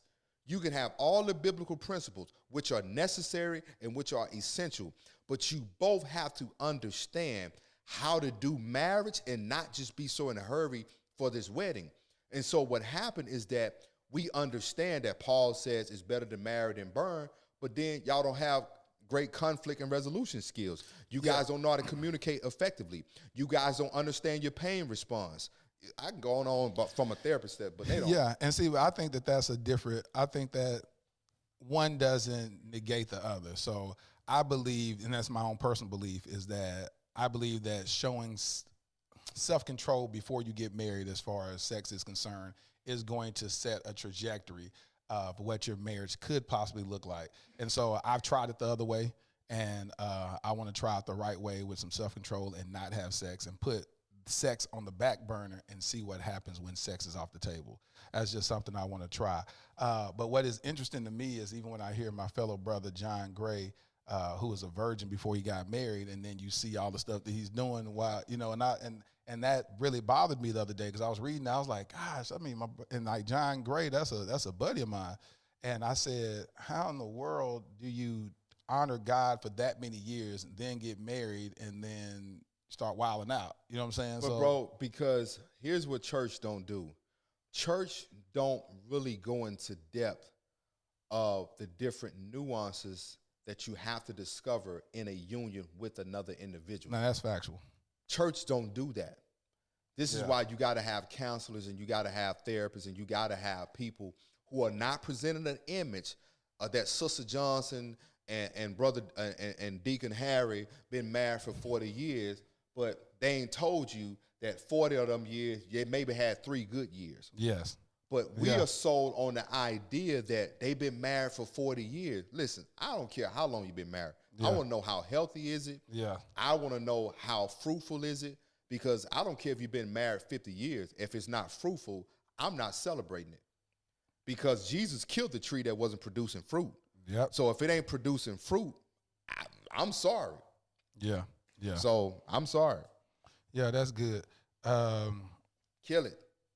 I ain't producing no fruit. Kill it. Thank you, Tamika, for the super chat, $20. Thank you for supporting the podcast. Planting seeds into you, man. That's just God. Shoot. When God had me do this podcast back in April, and I talk about this, is that it was in a strange time. It was when the economy was hitting, and I mean, was all-time low, unemployment crazy, and how I make my money is through video production, and schools are my main client, and so that was shut down. And so I told God, I said, God, what am I supposed to do? I don't have no clients. And God said, make you your client. And so I want to encourage y'all that whatever God has envisioned for y'all to do, you are your client, and focus on you and whatever God told you to do, and you'll reap the benefits. It may take a little, it's a process before the promise, but he's faithful to perform it. So I got a question for you, T. Somebody asked. Thank you, Loren Esther TV. If you get into a relationship, should marriage and children be discussed in the beginning? 100%. Because let me tell you something. Man, I believe in keeping it lit on the podcast. So how in the world are you going to be lit, living intentionally and transparently, and you wasting 6-7 months and you haven't discussed whether or not you want to have kids with somebody? And no, you got to get that out the way early. Hey, are you open to having kids? No, I don't want to have kids. All right, well, thank you. It was nice meeting you. God bless you. Don't try to change nobody's mind. Don't try to change. Hey, okay, it was great. You're a great guy. You're a great woman. God bless you. Yeah.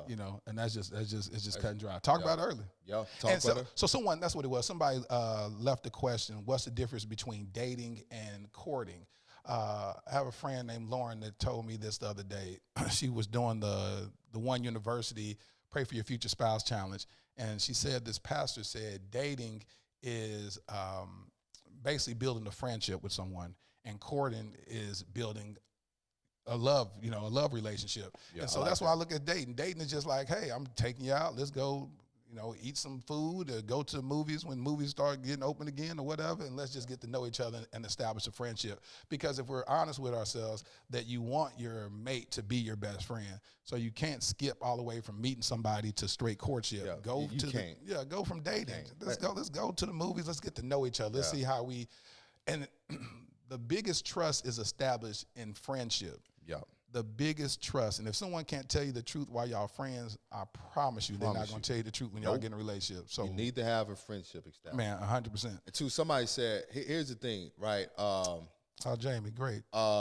Here's the thing that I would say. What's up, Sharon? Here's the thing that I would say is that I can't believe throw questions out there. Somebody said about where would I take somebody on the first date. I once took somebody on I once went on a date to the shooting range. We went shotguns.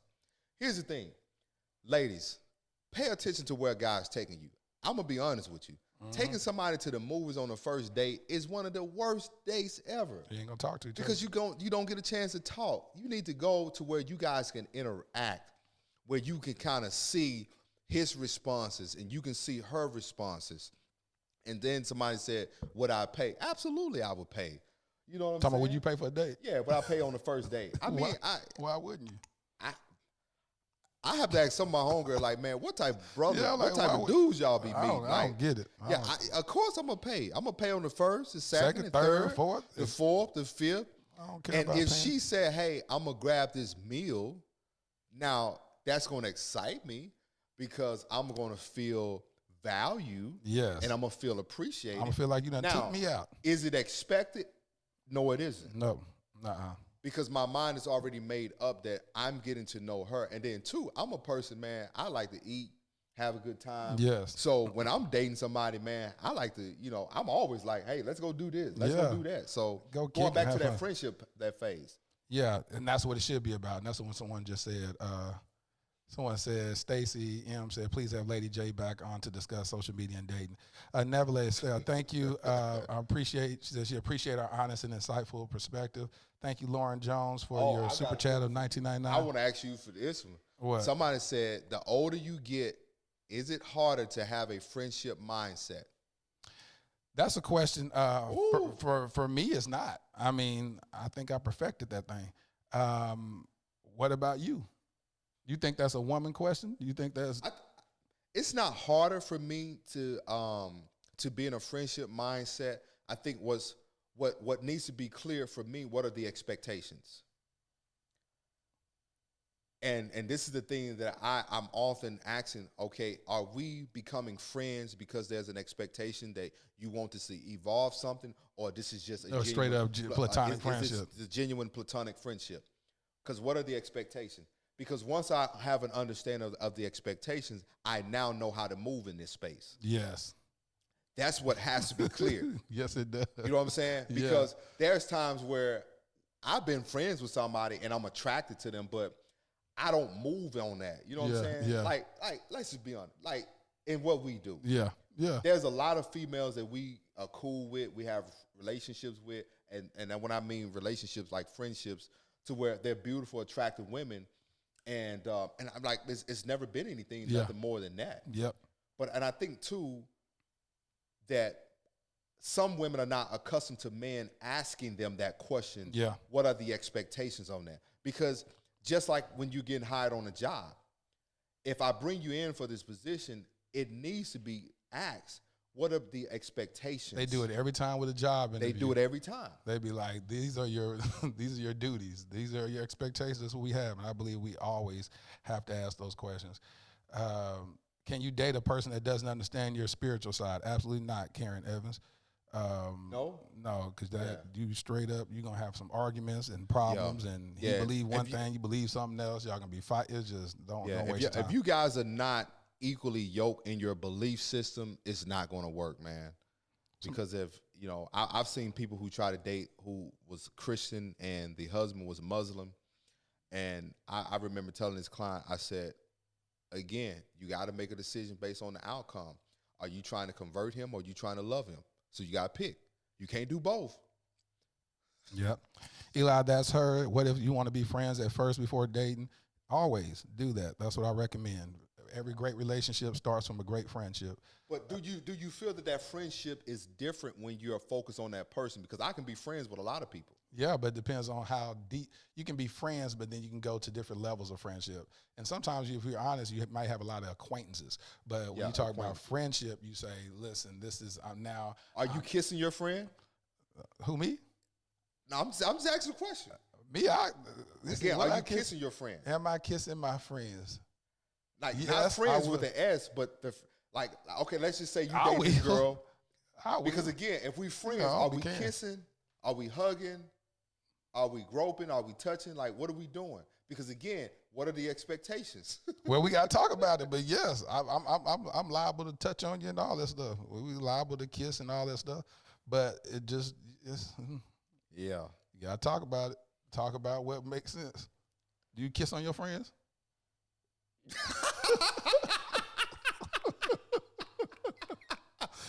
Shoot. My friend tell me I have nice lips, and it always makes me feel uncomfortable, bro. And did you let them test them out? Because my friends say to me, I can't answer that right now. Yes, you can answer this. Have you kissed on your friends before? Yeah, I have kissed my friend. Okay. And I actually told my friend once, I said, I'm going to kiss you. Exactly. I said, listen, I know what we are. Yes. And you But get I a chance said, in to that feel moment, if there's some and kind you of feel chemistry. and you feel that chemistry, you feel that energy. Shoot. And I said, I'm gonna make this move on. Lauren, we ain't right sweating. We ain't sweating, Lauren. We can handle this. No kissing if we just friends. This will muddy the waters. Sometimes the water got to get muddy, B. Howard. I'm sorry. That's just what it is. Oh, He said, man. Eli said no touching and kissing. Tell Jay that. What are your views on online dating if either one of you experienced this? Jessica Smith, I have never experienced online dating. I got a story I do not want to be overwhelmed by that. Man, I got a story for you. Okay. I want y'all to hear this story. All right. Do you have a charger? I left my charger, man. My phone. Wait, what you got, iPhone? Yeah, iPhone. So, bro, this story is there's a charger right there. It's a silver one, and get the power bank. It's a black power bank, and you can just drop it on the floor. If you're one of my homeboys, black power bank is in my office. They all know that I have stories for days. Because I was this guy, I don't know how I ended up being.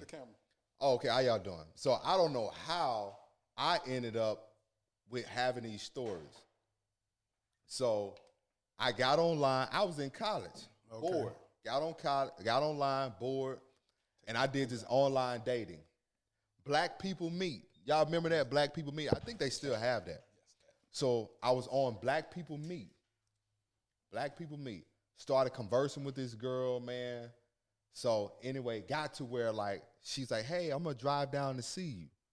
So and where was you at? Driving down to where? I was going to college in Stephenville. Okay. I went to Tarleton State undergrad, so I was in college.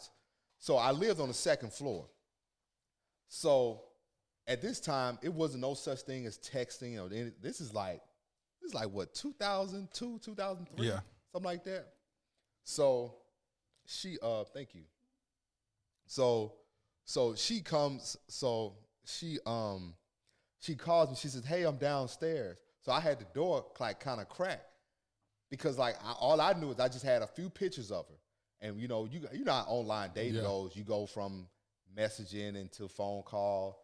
Her voice, man, oh my gosh, her voice sounded like she was a sex line operator. I mean, she had the softest voice ever, and it just pulled me in. Just being honest, pulled me in. So she walks up to the door, man. I open the door. This girl had on hooping shorts. And I'm just, please don't take no offense to this. She looked like she was on the other team. Yeah, okay. That's what I took it as. Yeah. And I was like, oh my God. And she didn't get no hotel, so she was like, yeah, I'm gonna have to stay with you. But so she wasn't asking masculine, was she? You're saying the way she was dressed was just. Here's what I perceived. My prophetic turned on. He said, my prophetic. What's your prophetic? What did it say to you? My prophetic turned on. My prophetic told me she was wrestling with her sexuality. Okay. I'm gonna be honest with you. She was using you to redeem her, huh? I don't know if she was using me. Shut up, fool.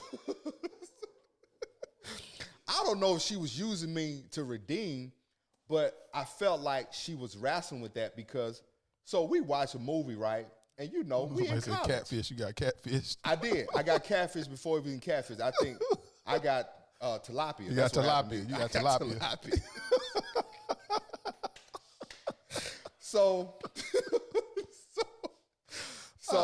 So we watching a movie. So she take out some oil and, you know, she's trying to massage me because it was spring training. I was in spring training. So she was trying to massage my shoulders, you know what I'm saying? And it was just real rough. Like, wasn't soft, man. And I was just kind of like, man, this don't feel good. And so she had this sports bra on. And she still had her hooping shorts on. And it ain't like how we like it. Yeah. Like, you know, I'm a boy shorts. Yes. You know, some type of nice underwear, you know, nice bra. And I'm just being candid. Yeah. But she had sports bra hooping shorts. We all know that's the package for a girl who hoop and just kind of like, you know, she, you know. Yeah. And so that night, right, we had a basketball game, and she was like, "Hey, so you want me to go with you?" I said, "Oh no." I said, "It's just," I said, me and the guys are getting together, and I said, "I'll be back." So I get to the basketball game, so everybody's like, "Yo, bro, I thought old girl was coming down." I said, "Nigga." I said, "She showed up, dude. They clowned me so bad, bro." I said, "Bro," I said, "She was not who she was." So I'm saying all that to say this: if you're gonna do online dating, this is 2002. So what we have the luxury of this today. You said it was 2002. Yeah, 2002, 2003. So today we have the luxury of FaceTime. Yeah. You can look at people. Yeah. See, you couldn't do that. All I had was pictures. Yeah. But damn, black people meet though. So do you believe in MySpace? So do you believe in online dating? You support it? I think it's possible. I would say cast a wide net. Yeah, cast a wide net. Yeah. But make sure your net doesn't have holes in it. So Jay, what kind of ministering do you do? What do you say ministering? Ministering that I do? Oh, my ministry is building people. It ain't whatever that directed to. Any other questions? I'm telling y'all, man, I cannot make this stuff up, man. What's another question? Y'all have any more questions before we close out? Man, this was fun, bro. This is real fun. This is extremely fun. Hey, we might need to do this. Yeah, we do it, at least once a month. Come in and chop it up and do something fun. Did y'all enjoy this tonight, people? Yeah. YouTube? Yeah, y'all enjoyed it. The assistant said she enjoyed. Did you learn something tonight? The assistant said why do men keep a woman around knowing that the relationship isn't going anywhere? That's a good question, bro. Why do men do that? Because it's out of convenience. I mean, out of convenience. And he likes what he gets from you. Like whatever it is that you provide for him in whatever area that is, he likes it. It's the same reason why women do the same thing. Women will keep a man around that they're not interested in. And, he may feel like you're leading them on, but you just keep him around for whatever that is. We're real selfish in this world. Yeah. Yeah. Somebody said you should do this again. What would you tell your 22, 28-year-old self about dating? What I would tell my 22, 28-year-old self about dating is to really have not to have a script. I think when I was dating, again, my dad's a pastor, my mom is evangelist. I had this script in my head. I'm being honest. Mm-hmm. So it's like in my mind, she had to speak in tongues. She had to be filled with the Holy Ghost. She had to be in church. That was a script that I had. And anybody didn't fall in line with that script, I felt like they were not worthy enough. And not that I didn't feel like they were worthy enough. My parents made me feel, or my mom, should I say, because I was with my mom. My mom made me feel like so. I would tell my 22, 28-year-old self, tear up your list that you have and do away with the script that you develop in your head from your surroundings or parents. That's what I would tell myself. So again, back on the discovery phase that I'm on right now. That's what that's about. Is that it's certain things that I've developed in my mind that I want and I don't like and dislike and stuff. And I'm challenging myself. Not that I'm just running rogue in my desire of a wife, but I'm opening my mind up a little bit more to say, what is it that I want? I did an episode called Preference versus Purpose. And, in your mind as men, because we're so inundated by billboards and Instagram, what's the page on the Explore page on Instagram? Now when I log on to Instagram, whatever those things be popping up. Let me tell you something. That Explore page is of the devil, bro. It's the straight up devil. I'm looking. That's the devil. Every time I open up my Instagram, it goes to this page, and I just see nothing but fine women just everywhere. Everybody are fitness trainers and models and all this stuff, and I'm going, what in the world? Well, I can't allow that to shape my preference, because if I think that every woman or the woman that God has for me has to look like that, I will be totally deceived in what God has for me as far as purpose. And so I'm being very intentional on purpose to say, listen, what do I really want? And how do I want her to speak to the God in me? And when we come together, then we're going to have something amazing. Thank you again, Mind Matters, for supporting the channel with the 99. I like this question. Super chat. How do you recover from a relationship where you completely lost yourself, trying to be a good spouse. Here's how. 2 things. One, you can enter into counseling or enter into some form of space where you can unpack losing yourself. As you're unpacking losing yourself, I want you to discover or explore, why did you feel the need to give up who you were to be to a person who you could, because you could never be right for the wrong person. Right. You could never be right for the wrong person. So just to unpack that, and as you're unpacking that, this would allow you to find who you are, because the right relationship will cultivate who you are, and it will help you to develop and to evolve into who you are to become. Too many times people get in relationship that takes away from who they are. And if you find yourself losing yourself, man, as hard as it is, as I tell a client, you got to ask yourself, what about this ride that keeps you on there? And you have to make a decision to get off. Yes. You have to make a decision to get off. Good. Carla, thank you for the 199 super chat. Appreciate you for supporting the channel. Jay, they were saying, we're missing some really good questions on YouTube. Is your Google search feed syncing to your apps? What is this? Please focus on. Somebody said, Jay, what are you sipping on? A margarita. A margarita. I'm not gonna lie to you. I'm drinking a margarita. Yeah, margarita from next door. I'm 38 years old. I'm grown.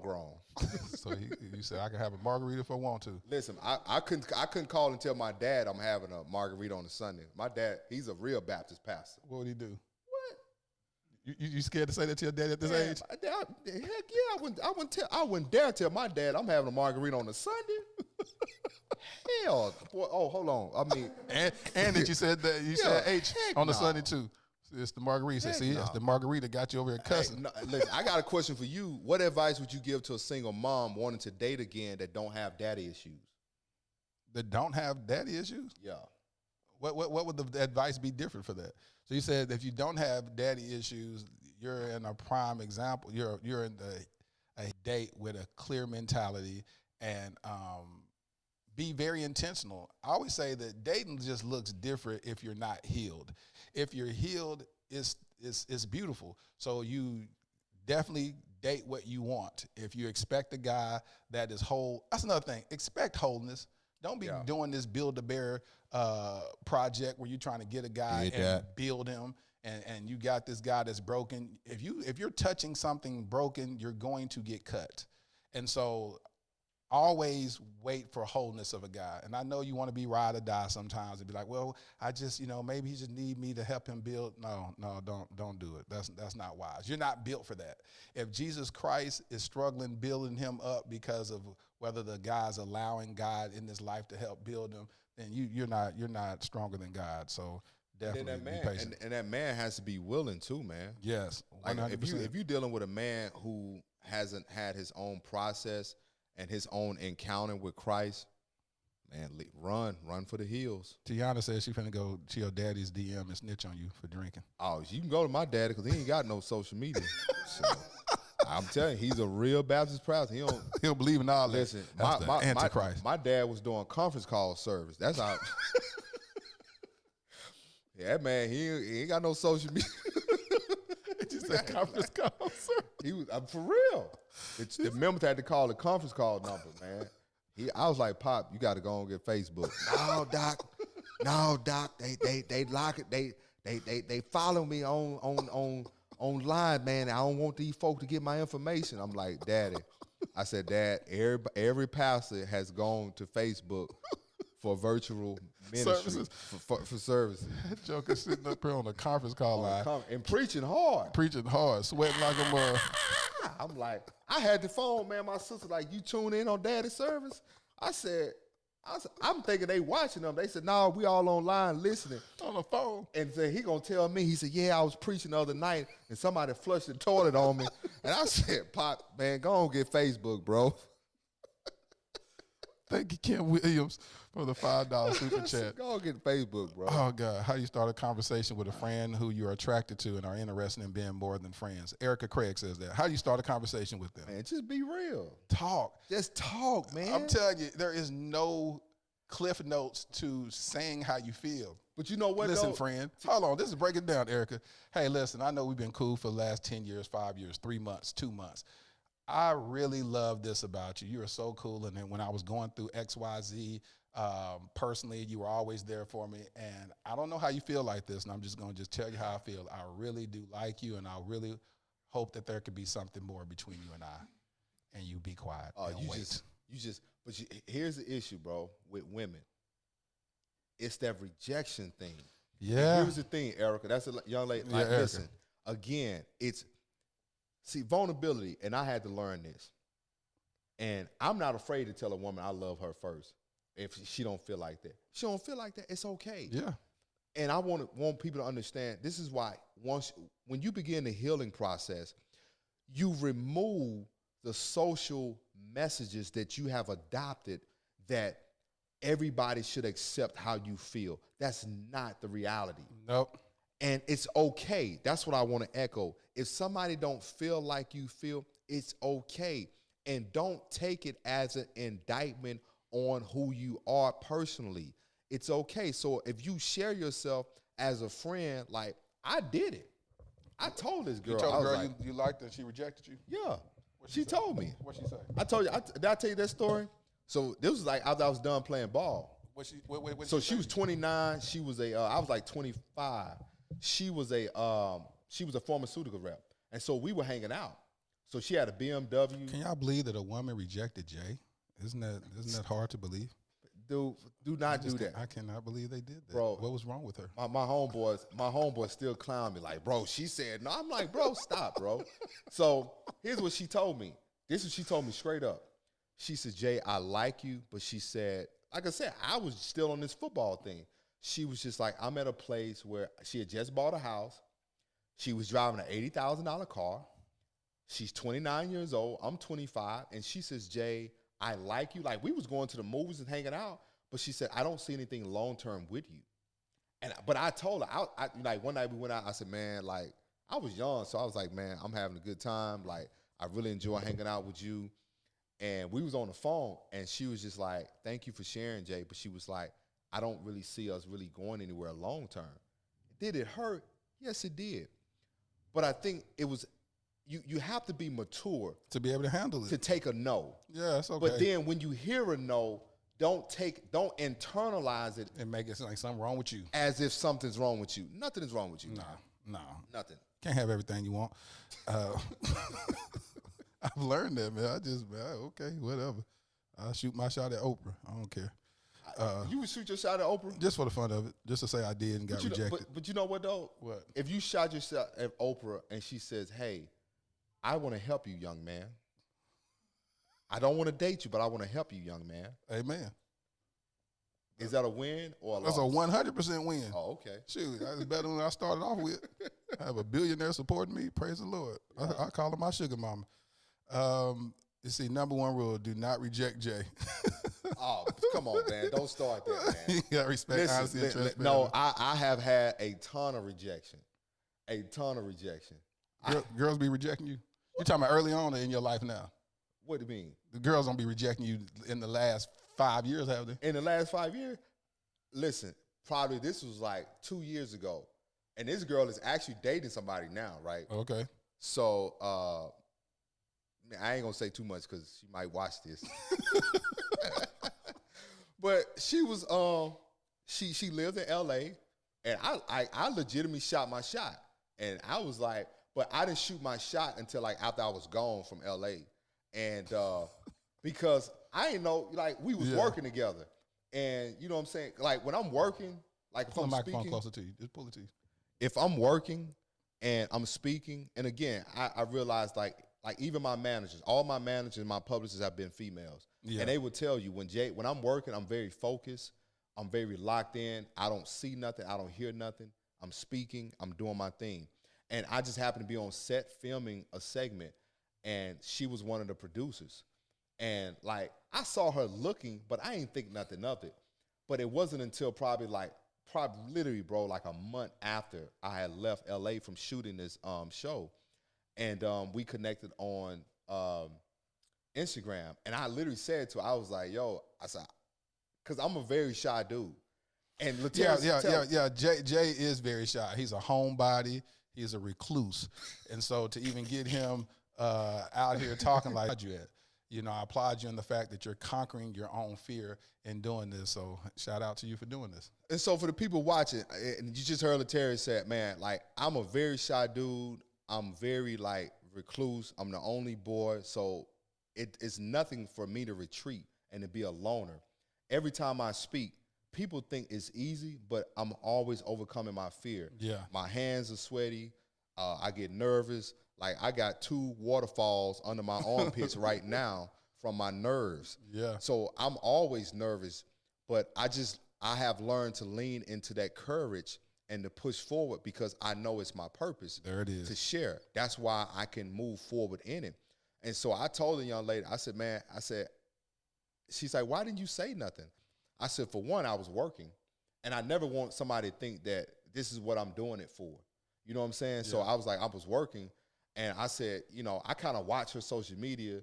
And I ain't going to lie, I went overboard. I liked like 10 pictures in a row. I'm Make being sure honest. You recognize it. I like 10 pictures in a row. And she still didn't catch on. And so I finally, I said, hey, I want to fly to LA and take you to dinner. Like, again, I'm on some, you know Good what I'm job. saying? I told her, I said, I want to fly to LA and take you to dinner. And she was like, are you serious? I said, yeah. I said, I'm looking at flights right now. Because, I mean, like, and she, you know, she loves the Lord, Christian girl, doing her thing. And I think that intentionality kind of spooked her a little bit. Yeah, especially in LA because they ain't used to all that. Yeah, and she told me that. She was like, I'm not used to that. And I said, listen, I just want to go eat some good food, hang out, get to know you. And I think, I shot my shot and she blocked it. What did she say? I think it was a little too much for her. So did she say, hey, I'm not interested? Or did she say? She told me, she said, I'm going to take some time and seek God on it. See, that's the Christian way of rejecting you. They do it so holy. They do it so anointed with the rejection. I'm going to go seek the Lord. So how you going to argue with God? How you going to sit there and say, why is God running interference on me? So, you know, that's just messed up. Yeah, she said, I'm going to see God on it. So I let her see God on it, and then she popped up on her story with a dude. I said, you said, I guess God had something. I said, I guess God had something better for her. I don't know.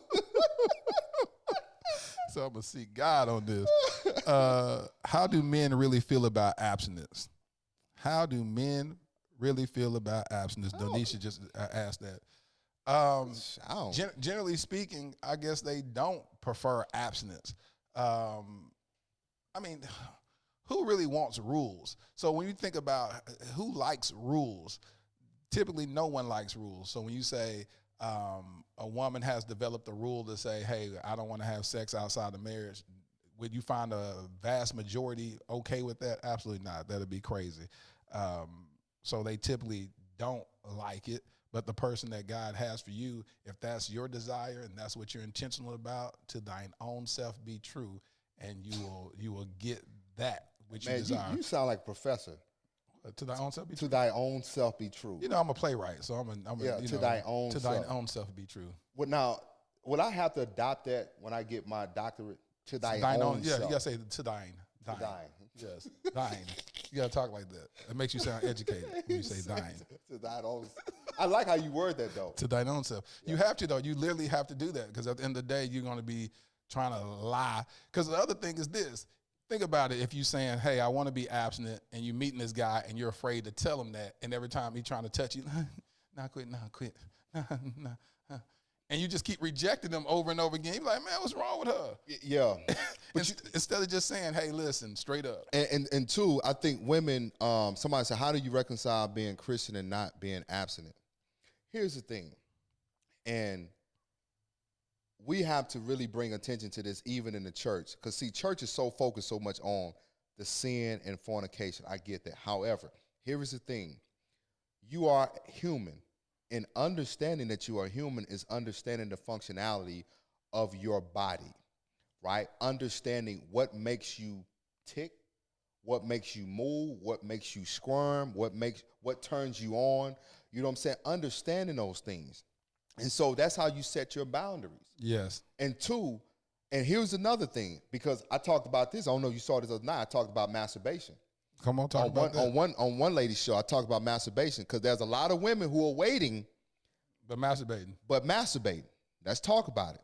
A lot of women in church, you falling out. They don't put the little towel over you.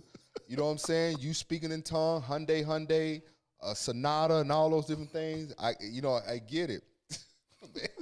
I get it. But however, and the question was, here's the thing. Just because you got saved, you are going to heaven, your life is saved, your spirit will go be with Jesus if you die today. However, you still reside in a body that has a response to certain images, thoughts, feelings, and pictures.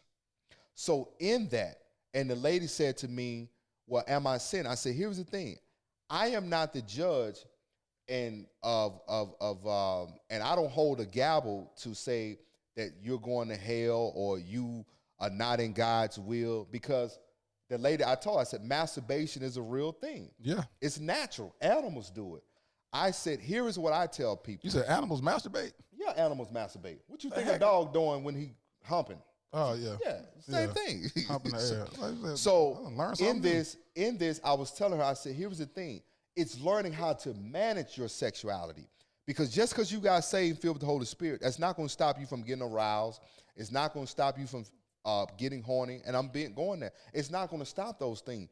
So you have to learn how to manage that according to yourself. Because when you stop sex or you're not having sex, you are opening the door to substitute for something else. Yes.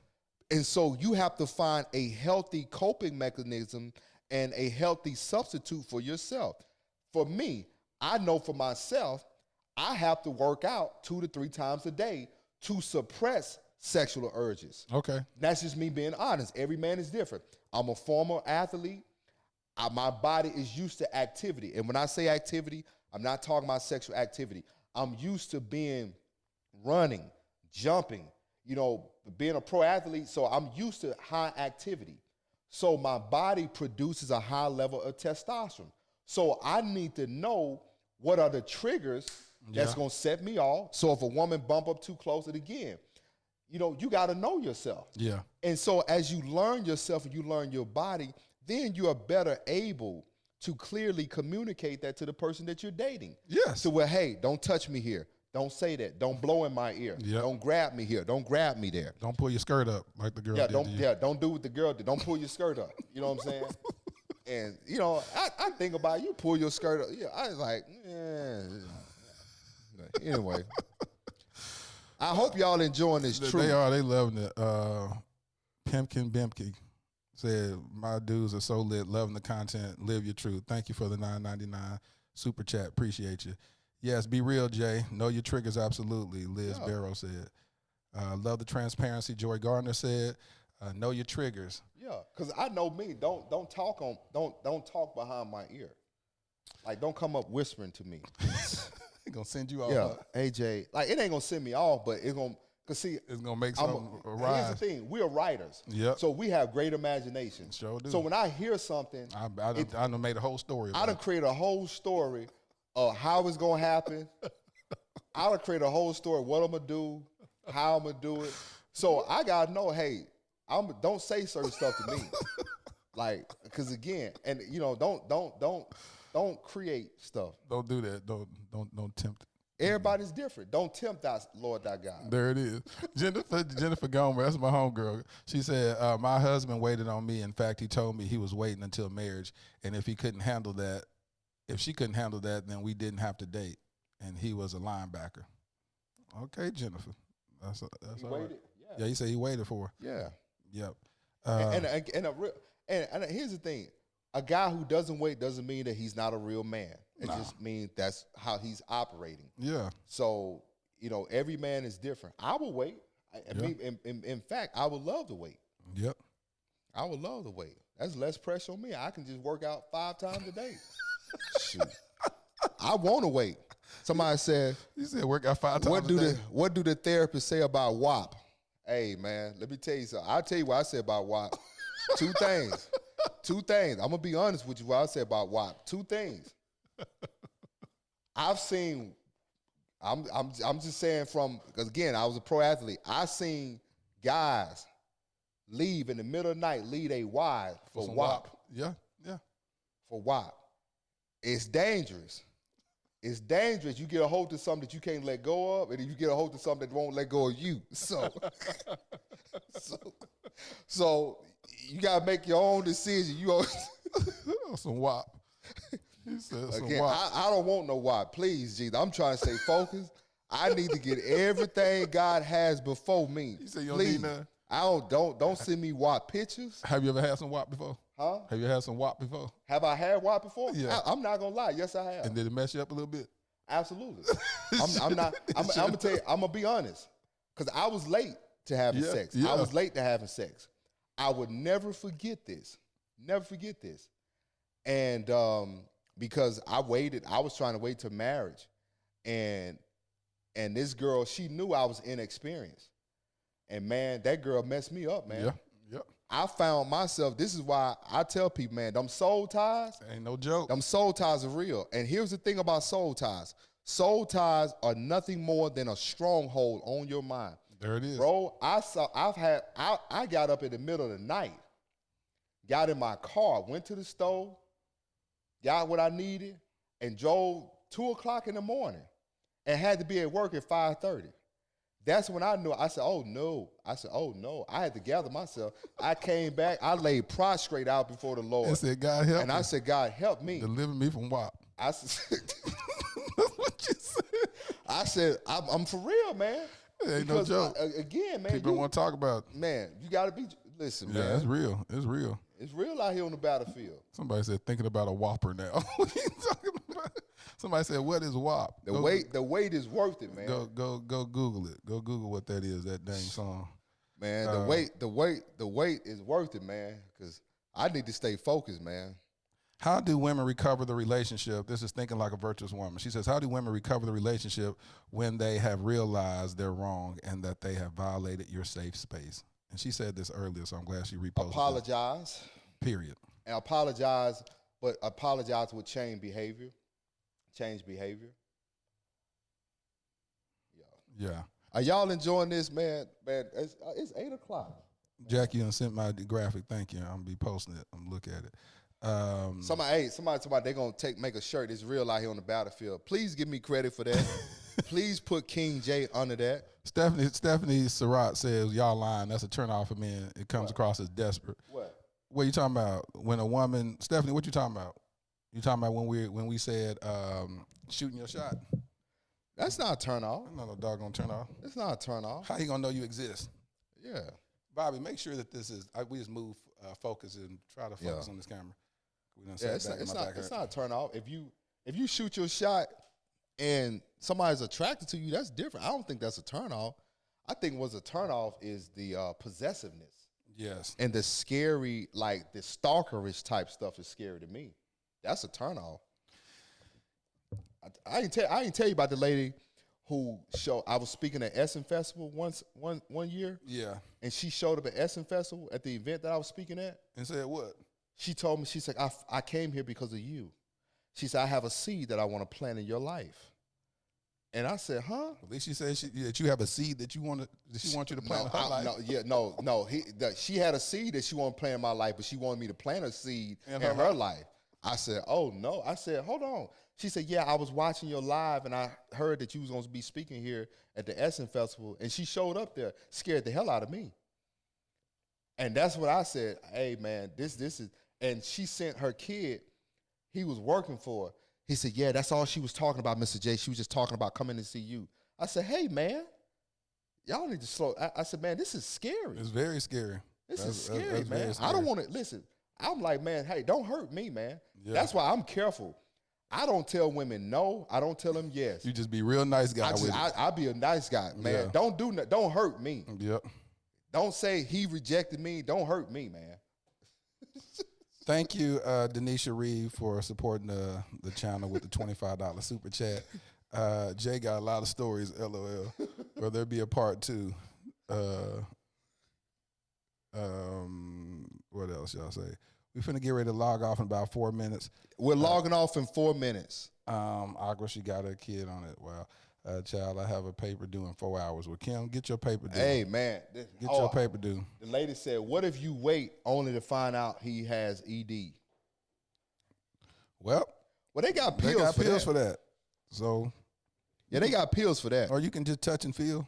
You can touch. Yeah, they got pills for that. They got Cialis, they got Viagra, and they got some natural stuff. You can do sea moss. Sea moss help with that.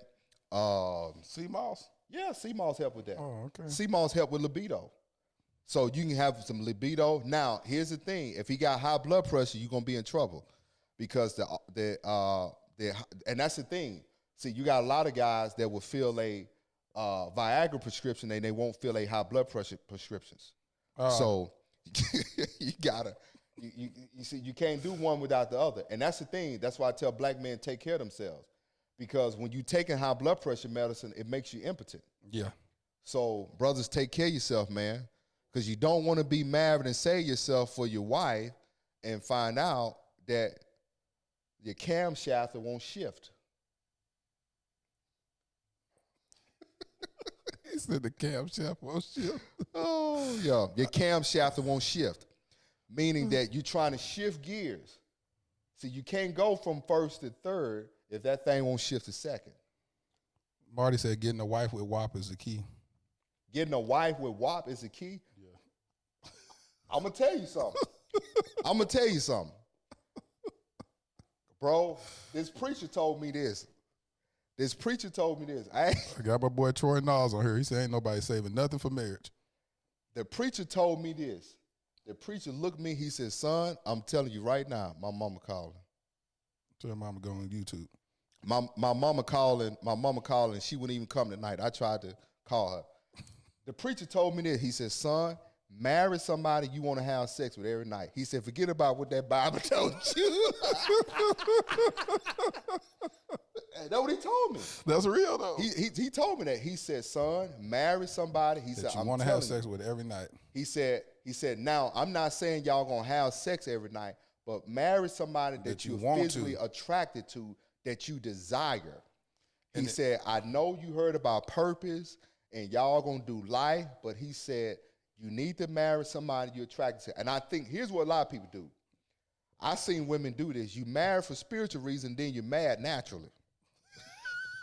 I've seen a lot of women do that. They get married for spiritual reason, but then you mad at your natural problems. Naturally, because he ain't paying the bills? Is that a natural problem? Natural problem. He ain't working. He a prayer warrior, but he won't keep a job. He's speaking in tongues, but he won't stay up no longer than 5 minutes. You know what I'm saying? So again, everything has to be in alignment. Spiritual, physical, emotional, and mental. Tracy said, Daddy did not lie. The pastor did not lie. For real. You got to. Y'all laughing, but I'm telling the truth. That is true. The preacher is real. Facts. The preacher preaching. Sex can always be improved or worked on. Yeah. Do you believe that sex can always be improved? I think so. But if the individual is open. Yeah.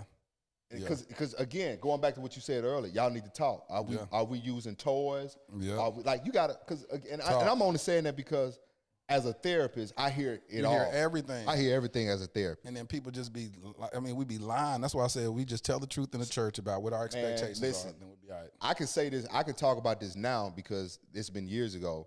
So when I was in school, we used to get these vignettes. And the vignettes are cases that we used to study as a therapist. And so we had this case that a lady. Ebony said, "Not a limp noodle. You can't do nothing with a limp noodle." No, you don't even want to eat a limp noodle if it's too limp. You at least want one that's kind of stirring a little bit.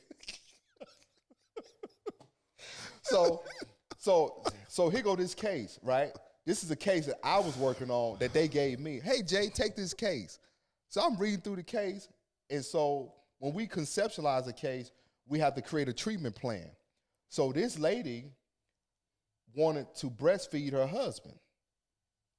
And that's what that was the fantasy that she had. She wanted to breastfeed her husband. And she was upset that her husband didn't want to be breastfed. So it turned her on. But here's the thing. They were in therapy because of that, bro. I know, it'd be a real desire. It'd be a real desire. She wanted to breastfeed her husband. My homegirl, she had this coworker they got this big channel on Fans Only or OnlyFans, whatever it's called. But her husband likes to eat food off of her feet, or she steps on the food and rubs in the ground and he eats it on the floor. Yeah. And he got fired because they was doing that in the elevator at the job in Atlanta, and she had put food on the floor. He was on the ground licking it up. And I was like, but if you marry somebody like that, and they just go. But you know what though, T? I think, again, going back to what you said, and for the people that are listening, YouTube, Instagram, have these conversations. Talk about it. Find out what people like. You can have whatever because you'll be you surprised. like. Some people, you hear married people in the church all the time. The bed is undefiled. The bed is undefiled. Okay, with the bed undefiled, let's talk about bringing this goat in here then. You know what I'm saying? Again, I'm not judging you for the goat. If you feel the goat is going to bring your relationship closer, that's your business. But at least have a conversation with your wife that you like goats. Exactly. Or you want to, again, have these conversations. Are y'all using toys? Are you using candles? You know what I'm saying? Like, I mean, I've had cases, man, like he wanted hot wax, and his wife didn't want to put hot wax on him. Yeah. And he was like, I feel like she put hot wax on me again. And these are cases, people. These are cases that we had in school that we had to break down because I did a whole semester on sex therapy. I did an entire semester on sex therapy. So you heard a whole lot of stuff. That was a real thing, dude. I mean, and then too, you need to ask men. Okay, have you ever been interested in another man? You better ask it. You need to ask that question. You better ask it because the person you think his homeboy may be his side boo. Because you better ask that question. Bro, I'm telling you, I went through a vignette, man, and the dude, you know what I'm saying? Again, guys, these are cases that we did in class. I don't know about I think I'm sharing, no, these are cases that we did in class. But you ain't saying no names anyway, so it don't matter. But the cases where the husband was sleeping with men. And of course, there's confidentiality in the case where the therapist couldn't tell the wife. But that's what he liked. But he was afraid to tell the wife that he liked that. That's so wrong. So they stayed married. So again, this is why I'm telling people, ask these questions. I don't care if he fall out every Sunday at the church. Ask that question. Ask him. I don't care if she a holy roller, Bible thumper. I don't care if she wear 3 hats to the church. Ask her. He said 3 hats. What do she like? Yeah. You know what I'm saying? Just ask, man. Yeah. And make a decision. Yes, make a decision. I like that some people just said that they feel like they've entered into the locker room and just hear us talking because we're keeping it so real. Yes, that's what that's the whole brand. We're gonna keep it lit. We're gonna keep it where we're living intentionally and transparently. So we're gonna keep it 100 because that's the problem. We don't talk about stuff, and then we go to church and we find ourselves getting a divorce, and we don't know why. So it's because you didn't have those real conversations up front. Somebody said, "Tell Jay to put that cup down." Ain't nothing in here, man. I'm just holding it. You know, this cup is helping with my anxiety right now. They said that margarita helped with it. I helped out. Disagree. She said we keep it 1,000. All questions should be asked so no one goes to prison later. B. Howard, real talk. What man's going to admit to a woman he's trying to date that he likes men?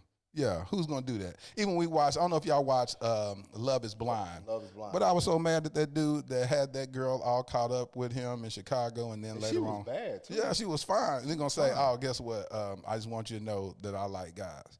God, bro, you should have said that at the very beginning. Listen, when I watched that show, Love is First Sight, when he walked in. I mean, Love is Blind. Love is Blind. When I saw that show, Love is Blind, again, my prophetic turned on. You said that, yeah. My prophetic turned on. Everybody was hitting me up. I said, he's struggling. That's what I said. With who he is. Yeah. Again, be who you are, man. Don't lead these women on. I mean, it's just, I have dealt with so many cases, you know what I'm saying? These guys, man, but I just, but then again, for him, it's tough. Because most women will reject him at that. But this is why therapy is necessary. And I feel like there's 2 type of people in this world. People who go to therapy and people who need therapy. I always say it's people, people that don't go. You know what I mean? But so when you said therapy from his standpoint, and that's what I'm saying, he could find a woman. There's women that love guys that are willing to date guys who have been gay before. And if he's honest, and when he gets honest with himself, he will attract that. Yeah. But he's too uncomfortable with living in his truth, and that's the reason why he can't. He set old girl up for the okie doke. Yeah, and that's why he needs to go to therapy and deals with whatever childhood issues that he's running from. Somebody said, Jay, and this is my prophetic. For real, man. It was so obvious that dude looked like sugar cane walking around. He was so sweet. Man, my prophetic, man. I turned my prophetic on, man. I'm telling you. my mom is a seer, so I got the prophetic gift. I'm just telling you. Somebody said Stevie Wonder could have seen that dude was struggling. What advice would you give a woman that hasn't been in a relationship in over 10 years and isn't actively dating? Man, well, start actively dating. Yeah, get online. Yeah, you gotta start. In 10 years, and I understand you might have been shell shocked, don't know what experience you've been through, because you could have a real valid reason of why you may not even trust men in the first place. So definitely get healing from that, and then jump out there. Go jump out there and date people. This was fun, man. Yeah, this is really fun. I'm going to take this last question, and we're going to sign off. How do you know when games are being played and when you're being told the truth? How do you know when it's okay to let your guard down, period, about everything? Linda Wynn asked that. How do you know when games are being played, and how do you know when to let your guard down? Here's the thing that I'll tell women. Give attention to what he's doing versus what he's saying. Give attention to what a man is doing versus what he's saying. So many times I saw it, my sisters, when they was dating early on, I'd never forget, my sister was dating this dude, and he was a guy, man. He would like to buy her stuff, and he was buying her stuff. So, anytime he would get lost in the wind, he would always show up with a gift. And I told her, I said, I'm going to tell you something. This gift is nothing more than to keep you on the hook. It's bait on the hook. I said, because, he would go missing on the weekend, and he would pop up midweek with some, hey, let's go out to eat, let's go out to dinner. And I said, listen, I know what he's telling you, but pay attention to his patterns of behavior. That's one thing that I give attention to. I don't care what you're saying to me. I'm paying attention to how you move, because how you move is a reflection of how you think, and how you think is a reflection of how you behave and operate. So that's telling me what you're doing. So just give attention to what he's doing versus what he's saying, because telling me you love me and not showing me that you love me are two different things. Yes. And I think so many women get caught up in the idea and the fantasy of feeling love rather than being loved. That's good. That's good. Yeah. That's good. Yeah. Good. Yeah. Hey, make sure y'all tune in this Wednesday.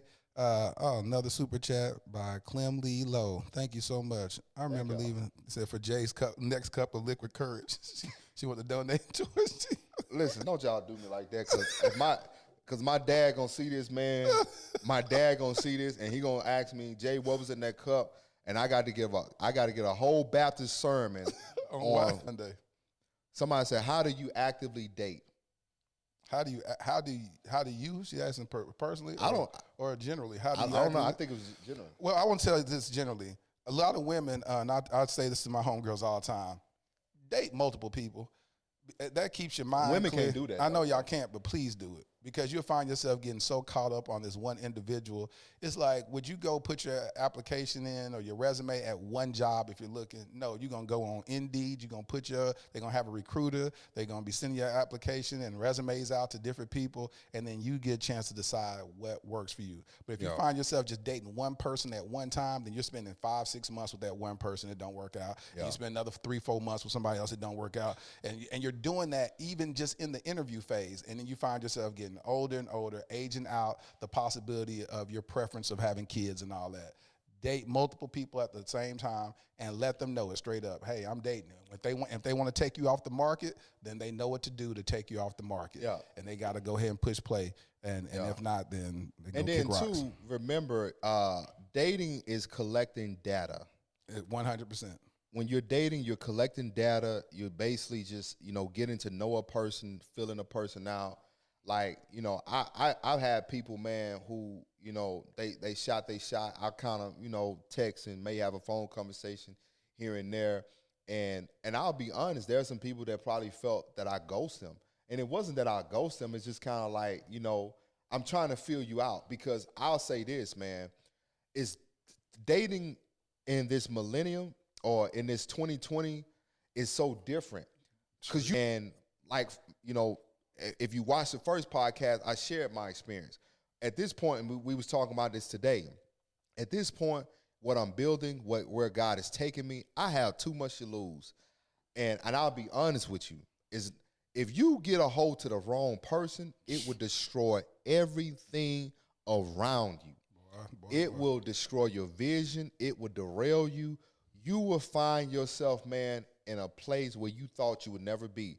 So my vetting process is a lot different, because, again, when you understand where God is taking you, you can't date everybody. Yes. And you can't date just anybody. You have to date people. They don't have to be on the same plane as you, as far as like you in TV and film, I'm in, you know what I'm saying, mental health. You don't have to date somebody, but there has to be an alignment to how do we connect and meet to where our purpose are in alignment. Yes. It can't be something lofty to where you look good, I work out, I used to be an athlete, you work out, or you used to do stage plays, and we feel like, no, man, you got to vet.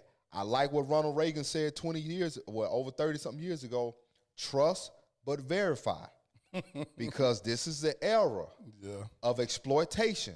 Yes. The closer people get to you, the more they're able to see you. And some people, when they can't see no more than what you're showing them, and they feel like you're not giving them what they want. Yes. So even as you're dating, trust but verify. Use wisdom. Use wisdom. Because everybody don't take no for an answer.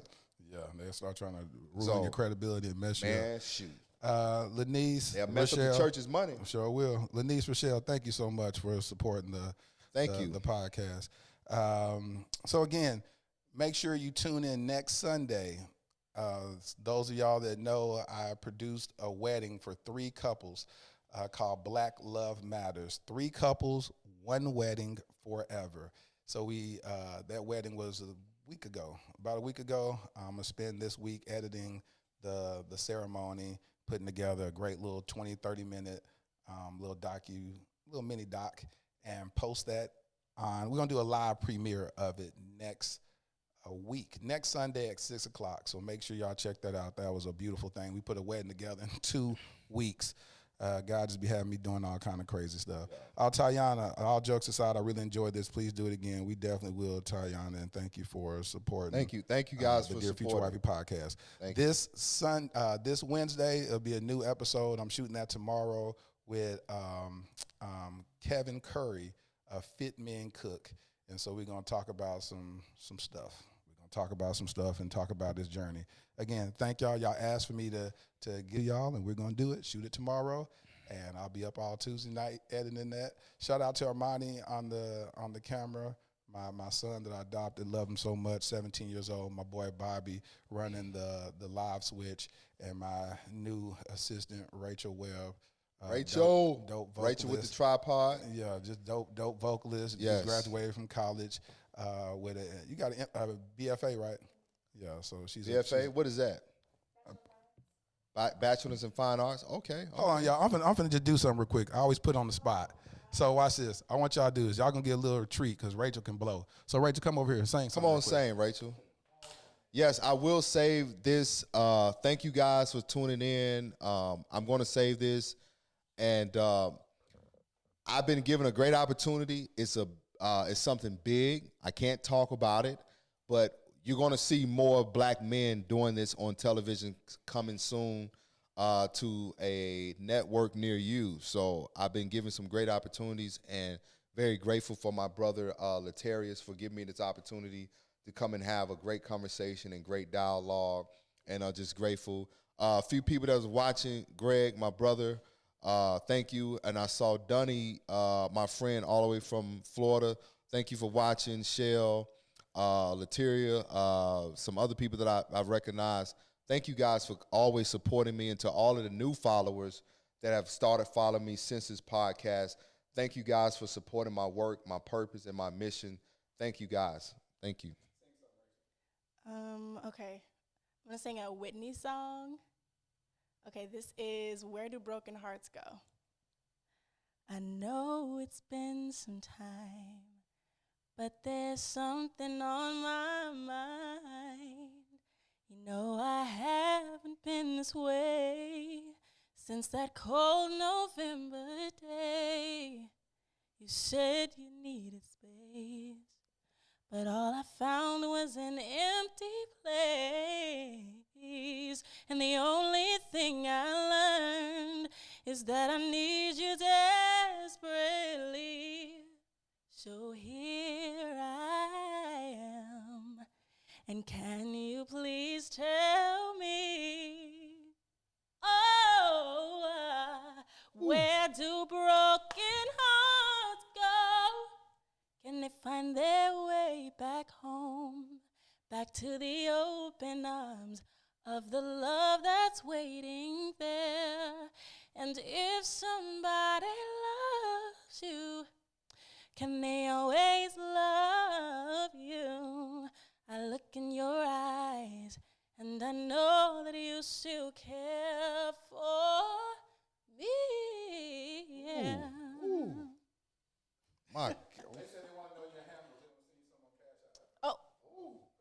Okay, on Cash App, I am hashtag Rachel S. Webb with an 8. Yeah, at the A. R8CH. Yeah. Actually, no, that's wrong. RACHELSWEBB. Yeah, there's no 8. My bad.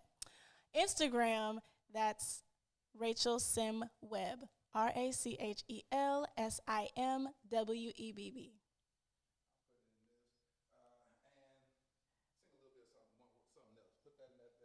All right, I got you. Sing something else, okay.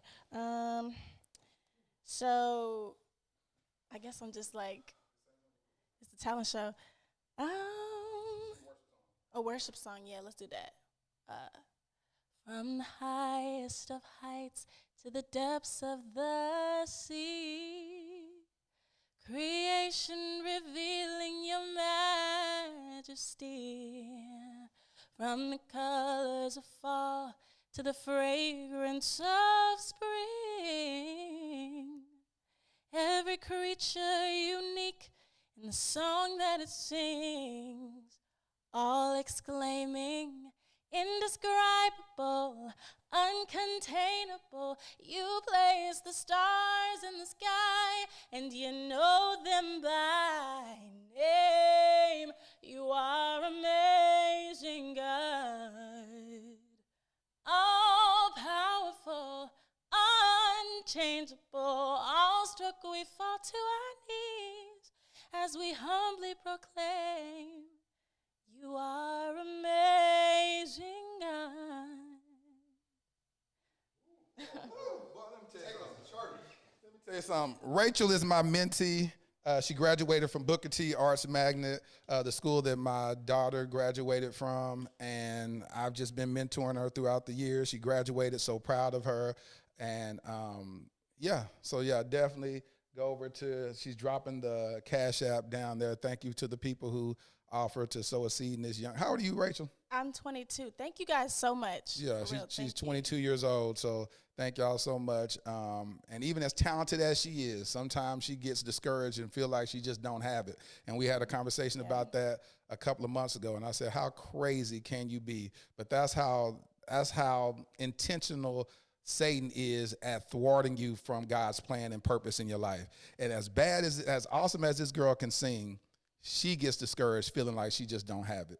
So thank y'all for blessing her. We appreciate you. Again, tune in this Wednesday to the Dear Future Wifey podcast with Kevin Curry, and on this Sunday for the Black Love Matters, the ceremony. Thank you so much. Y'all be blessed.